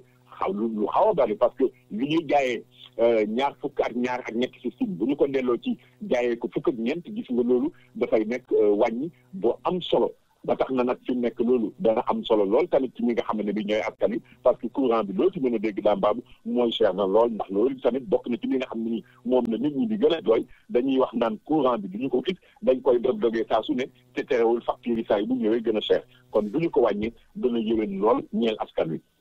waaw wàññi de mu masaan am sax ñu bari dañuy naqarlu waaye bi yoon dafa am lu ñu wàññi loo xam ne gars yi fayeeku salaire de nee nañ impôt boobu bi ñu jotee seen salaire weer wii xaw nañoo kii de muuñ de.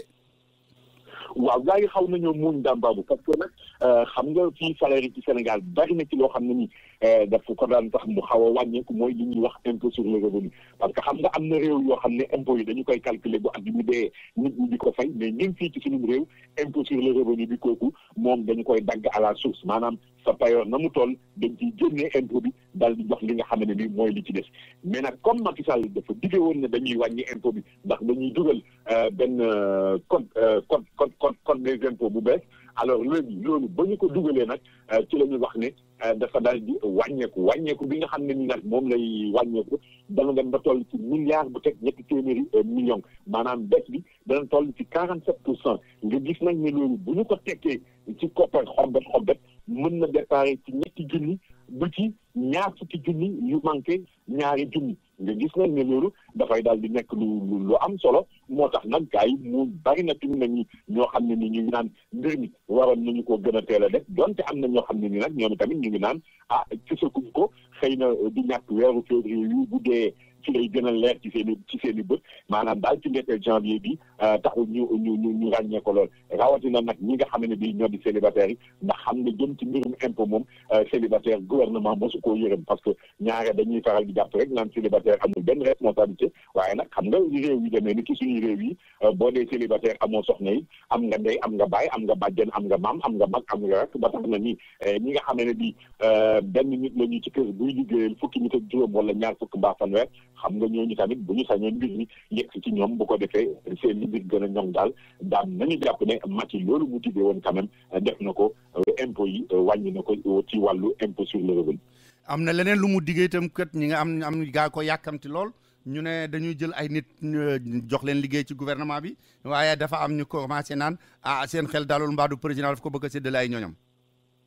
waaw fi mu ne nii day cere ji daan am na ñu commencé xëpp suuf ndax xam nga dañu waxoon Macky Sall moo waxoon nañu def ay recrutement ba tax na fi mu ne ki nga xam ne bii moo di premier ministre daal di dox ay instructions ki nga xam ne nii mooy ministre de la fonction publique du travail et des relations avec les institutions pour daal mu baral mbir yi ndax ñu mën a jël juróomi junni ak juróomi téeméer ak juróom-ñeent fukk ak benn agent yi nga xam ne bi ci atum 2013 bi dañ leen di jël te ni mu gën a gaawee la ñu waxoon sax ci février bi la war a door ba tax na nag ñu génne liste poste yi nga xam ne bi ñoom la ñu war a recruter ak nan la war a mën a demee mais nag dafa am ñoo xam ne ni dañu commencé yuuxoon di xaaj ak di xatraayu ñu ngi dooree nag ci ndaw yi affaire yi nga xam ne bi ñoom ñoo nekk ci Tëngéej ak Mbàkke ndax ñoom kat ñooy wax naan kontaanuñu parce que mbir yi dañu leen cee bàyyi dañ leen cee beddi daal maanaam ñoom dañu toogoon di xaar mais dañu leen a beddi jël ñeneen ñoo xam ne nii ñoom la ñu daal di jël séddale leen loolu nga xam ne nii moo di place yi boo demee fu demee ni ci Mbàkke sax ndaw yi nga xam ne bii ñoo fa nekk ñoom dañuy jël mbir mi di jiiñ ak di duut baaraam ki nga xam ne bii moo di Moustapha Cissé Lo ndax moom la ñuy wax naan place yi nga xam ne bii mooy fanweeri poste ñi nga xam ne ni dañ ko waroon jox waa diwaanu Mbàkke séddale leen ko moom Moustapha Cissé Lo daf koo aaki moom daal ko jël rek bëgg koo jox ay ñoñam mu mel ni nag kon bu fekkee ne mbir yi noonu la nar a demee daam dana waroo ci diggante li nga xam ne bii noonu la Macky Sall waxoon ne lépp lu ñu fiy def dañu koy leeral teg ko mu jaar ci yoon loolu day wuute na ak li nga xam ne bi moom la ndawi affaire yi di xatraay di wax ni mais nag comme baat ak tontu la nañu topp mbir mi ba xam ndax noonu la demee wala déet. waaw kon daal waa APR ñoom li ñu war a jox ndawi réew mi dañu yaakaar ne ñoom lañ ko war a jox ñu séddale ko jéggi gouvernement bi. waaw xam nga ndax li ñu nekk ci parti bi dañuy jël waaw bu boobaa kon dañuy daal di jël si rek ci li nga xam ne bii moo fi am doon am démb ci démb. ca jamonoy Senghor ba léegi di ko xeex. waaw naan. parti bi ku ne yëf yi neexul rek da ngaa faluwul mbaa sa bokk faluwul. waay gars yi daal ñooy buur rek waaw Pape mais ci ñooñu sax nga xam ne dañ ci am yaakaar ci liggéey yooyu am na ci ñooñ fi mu ne dañu jaaxle ndax bu ñu demee ci préfecture yeeg maire yeeg yooyu ngir ay extrait de naissance ñu naan leen kayit yi jeex na ñu jaaxle lool. mais jaaxle bu métti ne Dame Babou parce que xam nga fii ci sunu réew dafa bari loo xam ne nii boo koy def moo xam bu dee examen wala booy déposer dossier de candidature wala looy mënti lijjanti ñaare dañu lay wax nga boole ci dossier bi kayitu juddu boo xam ne bii amagul ñetti weer loolu nekk système boo xam ne bii état civil yi dañu koy amee xaalis ndax kayitu juddu bi dañ ciy tax timbre mais nag dafa fekk ne jamono yi ñu toll jot kayitu juddu ci miin réew moo nekk loo xam ne nii dafa jafe doy waar mais nag parce que da ngay dem ñu naan la imprimé yi dafa jeex imprimé amul ñëwal ngoon ñëwal suba ñëwal gannaaw suba mais loolu bi nga xam ne bii dañ ci song ñi nga xam ne nii ñoom ñoo di maire yi wala ñoom ñooy toppatoo mbir yooyu ñoom dañuy wax ne en fait problème dañu am te problème bi li ko indi mooy code de passation des marchés bi ni ñu koy doxalee moom moo ko indi parce que léeg-léeg may nañ leen benn procédure d'urgence boo xam ne bu mbir yu jàmpee mën nga ci jaar pour am ay këyit mais loolu boo ko xasee def benn yoon ba am marché boobu mënatoo ko defaat parce que boo ko defaatee code bi day dal sa kaw ne da ngaa luubal ak da ngaa jengal te nee nañu nag boo bëggee topp procédure de marché bi il faut nga lancer appel d'offre bi boo lancer appel d'offre bi xaaral diir après def dépouillement bi boo defee dépouillement bi xaaral diir ñu ci nga jox commande bi daal di dem defi travail bi daal di koy jëli këyit bi mën na ñëw indi ko bu ko defee circuit bi ak mbir yi ni mu joxee daal moom la ñuy jiiñ ne moo diib moom moo gudd ba tax indi affaire yi mais xëy na loolu bu fekkee ne ci benn wàll mën nañu koo dégg ci beneen wàll mën nañ cee gis ne xëy na ak càggante la parce que bu ñu amee ay statistiques xam en général en règle générale at mu jot ñaata ci ay extrait la ñuy def wala ñetti weer yu nekk ñaata ci ay extrait la ñuy bind bu ñu xamee lim bi yokk ci ak tout soo xam ne ni dina mën a tax bu débordé mbaa bu gën a continuer sax loolu tamit ba tey mën fee def maanaam bu ñu amoon esprit boobu xëy na du demee nii loo ci mën a dégg daal dambaabu mooy askan wi lott nañu fi mu nekk nii jot ci guddi jafe na moo xam nag dëkk boo ko mun ci song ci Sénégal. waaw Pape dafa am benn affaire xewul Sénégal sax mais dama dégg ñu di ko wax xaw ma ndax yëg nga ko wala déet adduna bi bëgg nañ football de Nigéria ñu ne daal gànc jafa nekk di jaay seen bopp dañu wax ne bu seen équipe gagné danañu toog lu yàgg loo xam ne dañuy maye. non xam nga dañ daan wax loxo dina dem ci gémmiñ te du ànd ak tut wala nopp dalooti na waaye lii nag moom tey jii moom tey la tey parce que xam nga jamono ji ñu toll ñu ngi football Coupe d'Afrique des Nations bi fële ca Afrique du Sud te ñu gis ne Nigéria dafa daal di qualifié ci quart de finale yi war a tase ak équipe bi nga xam ne bii moom moo di Côte d'Ivoire et bi loolu amee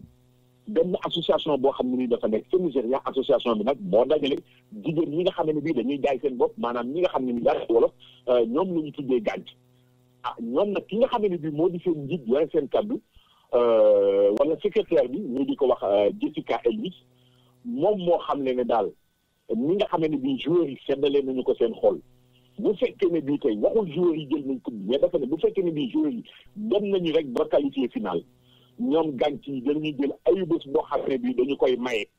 képp ku nekk ci réew mi wala foo mun ci jóge boo ñëwee di nga waxtaan ba sa xol sedd te fifteen doo ko joxe maanaam daal maye la ñuy def ayu bés la daal loolu nag xam naa ne ñi amul soxna wala célibataire yi ñoom lay gën a Masuk sama waa ji kay man mi naar maa ko ñeme wax Masuk Adama Lawbe gi ñoom xam naa waroon nañoo dégg loolu nekk Nigéria fi mu nekk nii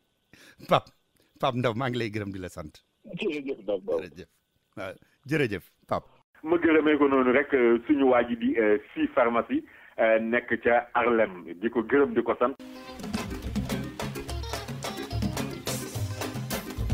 déglukat yi may leen ma nopp ma wax leen ne lu ngeen soxlaate ci mbiru pharmacie dem leen ci si pharmacie bi nga xam ne dafa ànd ak association des sénégalais d'Amérique ngir indi leen service boo xam ne kenn mënu leen a jox bu mel noonu seen ordonnance bu ngeen mën a am da ngeen di ñëw andi ko ñu daal leen koy defar ci ni mu gën a gaawee bu ngeen bëggee ñu jël seen tension seet seen diabète te itam bu ngeen leen woo ñu jël si seen i ordonnance bu ñu noppee andil leen ko te du ngeen leen fay ci loolu dara te nag assurance bu ngeen am danañu ko jël ñu leen xamal ne itam mën ngeen wax seen i docteur ñu yónnee leen ordonnance yi par email te ñu leen xamal ne itam lu mel ne ay vitamines ak yu mel noonu yu ngeen bëgg a yónnee Sénégal jënde leen ko fii ñu dem yóbbu leen ko ba Sénégal joxeel leen ko moo xam OTC la moo xam vitamines yi bu dee baume yi nga xam ne dañ ciy def massage bu dee ñuy natte tension yi la machine yi nga xam ne moom la ñuy natte diabète ak yeneen yu baree bari fii ngay fayee say mbokk dem jëli ko ca Sénégal te bu ngeen ñëwee nag ci si pharmacie da ngeen leen fa fekk ñuy wax wolof espagnol français ak arabe boo xuma nag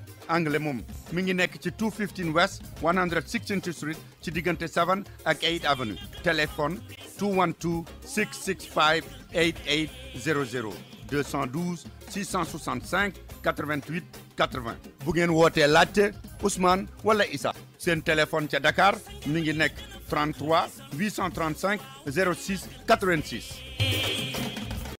waaw léegi kon xam ngeen ne tey moom yëf yi dafa xat lool yu bari yuñ daan def sax duñ ko mën a def waaye du tee daañu fi joxe benn yëgle balaa ñuy dellu seeg yéen ci lu jëm ci mbiru làmb ji li Xaadim Samb tëjee yëgle bi mi ngi jógee ci association des sénégalais d'Amérique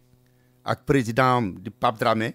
ñuy xamal bokk yépp ne leen dañu am benn fundraising bu ñuy fas yéene def ci février de 14th ci lañ ko fas yéene def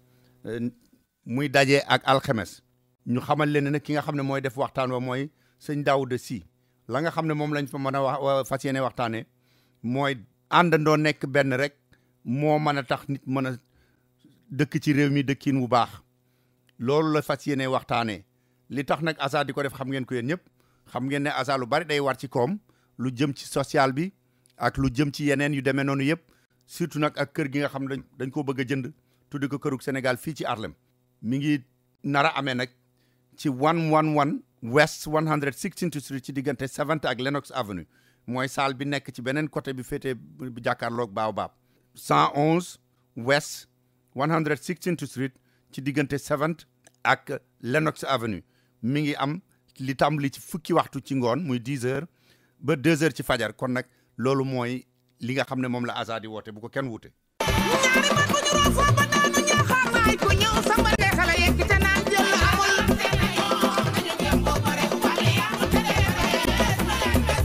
bari bare lee samba yaa ndengaan bare doole ca kon bu ñu ci jógee rek li ñuy daal di def mooy bàyyi leen ak Xaadim Samb ci lu jëm ci mbiri làmb ji. di wax rek ni daam xam nga ne dimanche ji ñu génn dafa jigéen li nga xam ne lii mooy gàmmu gi waaye xam nga ne mu ngi dégmal nag dimanche bu tàng muy bés boo xam ne bii ñi nga xam ne ñooy marchand ambulant yi nga xam ne ñoo nekk biir Sénégal ñoom la Aziz Ndiaye bii di lamb jooju nag xam nga ne Fass dañu nekk ci ay tolof waaye am na sax ñoo xam ne ñu ngi nattable ne lan moo tax Fass jël ñaari champion gemb leen ngir ñu war a daje ñoom ñaar ci benn bés ci stade Demba Diop loolu bariwul lu mu daal ci ay champion waaye xam nga ne Lac Rose xare la boo xam ne bii miite nañu ci moom ngir jàpp ni dina mën a nekk champion bu fekkee sérieux na ndax xam nga ne ki nga xam ni mooy Modou Anta rek tey mooy benn bëñ dafay jekk te weex parce que Modou Anta moom rek moom moo nekk ci région de Thiès wala moo xam ne moo nekk ci biir commune Thiès nekk champion boo xam ne xeex na ba ñëw ci peloton bi nga xam ni Thiès yow xam nga ko maa ngi yow jaar nañ fa laaj ñu njàmm fa la nekkoon fu mel ni Boy Niang daanaan boobu fa la nekkoon léegi nag tey sax Thiès lenn ci ñoom ñoo gemb Modou Anta ànd ak moom indi ko mu war a jàkkaarloo ak Lac Rose xam nga ne Jordan nag dañu gàddaay ndax xam nga ne ci riibul Sall la ñu nekkoon moom Eumeu Sène bi ñu beroo yàlla dogal na Eumeu Sène yàlla may na ko ndam digganteem ak Gris Bordeaux mu daan ko daan ki nga xam ne ci mooy Lac de Guiers 2 mu nekk ñaari ndam yoo xam ne moo indi tey flambeau bi tàkk ci tayi si nga waaye ki nga xam ne mooy Jordan lu ëpp ci ñi koy seetaan ak entraîneur yi wax nañ ne mbër la moo xam ne nii dafa xaw a am limité nga xam ne mooy forçaay am na handicap ndax xam nga ne bu mu jëlee avance nga xam ne kii mooy xele boobu nga xam ni moo dëkk Thiès moo dëkk Mbour di Pakala dafa amoon benn accident boo xam ne toog na ñetti at bëriwul yàlla dogalee yàlla dogal ñu war a daje Pakala dafa xeex ak moom dóor ko dóor ñetti daan ko ci fi nga xam ne mooy Thiès léegi nag xam nga ne combat yi nga xam ni moom la Aziz tëgg Dambaabu mooy combat yi Sénégal doon xaar ndax xam nga ne ki nga xam ni kii mooy Baye Mandione ak Papa Sow dafa nekk combat boo xam ni bii combat bu tàng la diggante ki nga xam ni kii mooy Malick Niang xale boobu nga xam ne dafa nekkoon ci équipe Ndakaaru te ginnaaw boo xamante ni Yékini daanu na équipe Ndakaaru mën nañ wax ne tas na ndax xam nga ne fa la Yékini si ñoo jógee ki nga xam ne mooy Malick Niang fa la jógee mu war daje ak ki nga xam ne mooy Racky Balla Gaye 2 muy ki nga xam ni mooy xale boobu nga xam ni mooy Sa Thiès Sa Thiès nag xale la boo xam ne bii ñu bari sax wax nañ ne moo dàq bëre Balla Gaye mag ji waaye Balla Gaye moom kili gu bu la yombul ci njoxe ndax xam nga ne Balla Gaye ak Tapha Tine coow li bari na ñoom ñaar sax ànd nañ def benn clip kenn ku ci nekk wax sa morom li nga ko nar a def mu nekk nag ay bis yoo xam ni Aziz dëgmal na ko signé na contrat ak télévision nationale RTS 1 muy loo xam ne lu am solo la loolu nag nekk ay mbir waaye daam xam nga ne Gaston Mbengue ci boppam mën nañ wax ne daanaka tànk sikóor la def yoo xam nga sikóor day mel ni mus nekk ci àll bi bii tànk da koy teg ci kër gi bii ci kër gi bii ci àll bi Gaston loolu rek wax ñaari combat la tëgg te jàpp nañ ni benn combat bi Thiès la koy tëggee kon mën nañ wax ni Gaston bàyyi na lamb ji daal daam baabu Gaston bàyyi na ki nga xam ne mooy Luc Nicolas Thiaby féete na ko ginnaaw yàlla na ko yàlla génne bu gënee ci moom kon Aziz moo tëgg combat yi gën a mag léegi nag ñi ngi xaar ba xam wànne di mujjee ci bët daam baabu di wax rek ni maa ngi wax ni auditeurs yi nekk African Time te di ko seeti incha allah bu passé ajjumay tey jii bés ajjuma bu jot non seulement dinaa leen résumer li nga xam ne moo xew fii ci Sénégal ci bëri bu am dóor waaye bu soobee yàlla incha allah dana am lu ma leen dégtal ci reportage nga xam ne mooy am ci télévision nationale RTS 1 bu ànd ak dogal yàlla xam nga ni Aziz it am na projet boo xam ne dana yóbbu ki nga xam ne kii mooy Eumeu Sène ak ki nga xam ne mooy Modou Lo xam nga ne combat boobu taxaw na Dambaabu ak ki nga xam ne mooy Balla Gaye 2 ak ki nga xam ne kii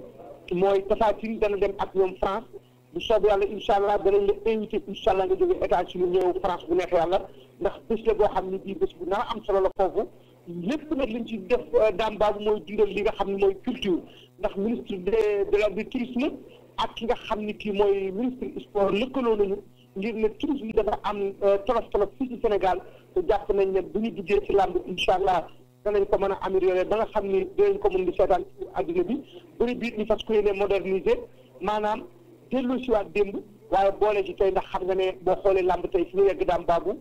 kawe na suñu njortu loolu mooy li nga xam ne moo xew ci fi nga xam ne mooy Ndakaaru ñu war a jëm dimanche stade Demba Diop ci diggante Lagos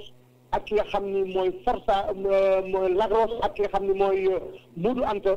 te daan nga gis ni xoolal ki nga xam ni mooy Forza ak Jordan mag nañu presque 130 kilos waaye grand combat bi mooy Lagos ak Modou Anta nga xam ni Fall daf ma waxoon ni ma lamb danga maas tabantel daam loolu mooy li nga xam ni moo fi ruuse ñu doon ko baaxee auditeurs yi déglu African Time foofu ci États-Unis Amérique rawatina ñu nekk New York ak Harlem boobu mu nekk leen jox rendez-vous incha allah ajjuma ak jàmm Xaadim Samb doon jokkoo ñu ci Dakar Sénégal pour African Time teg leen seen baaraam daal ma dem ke ñëw am sorry.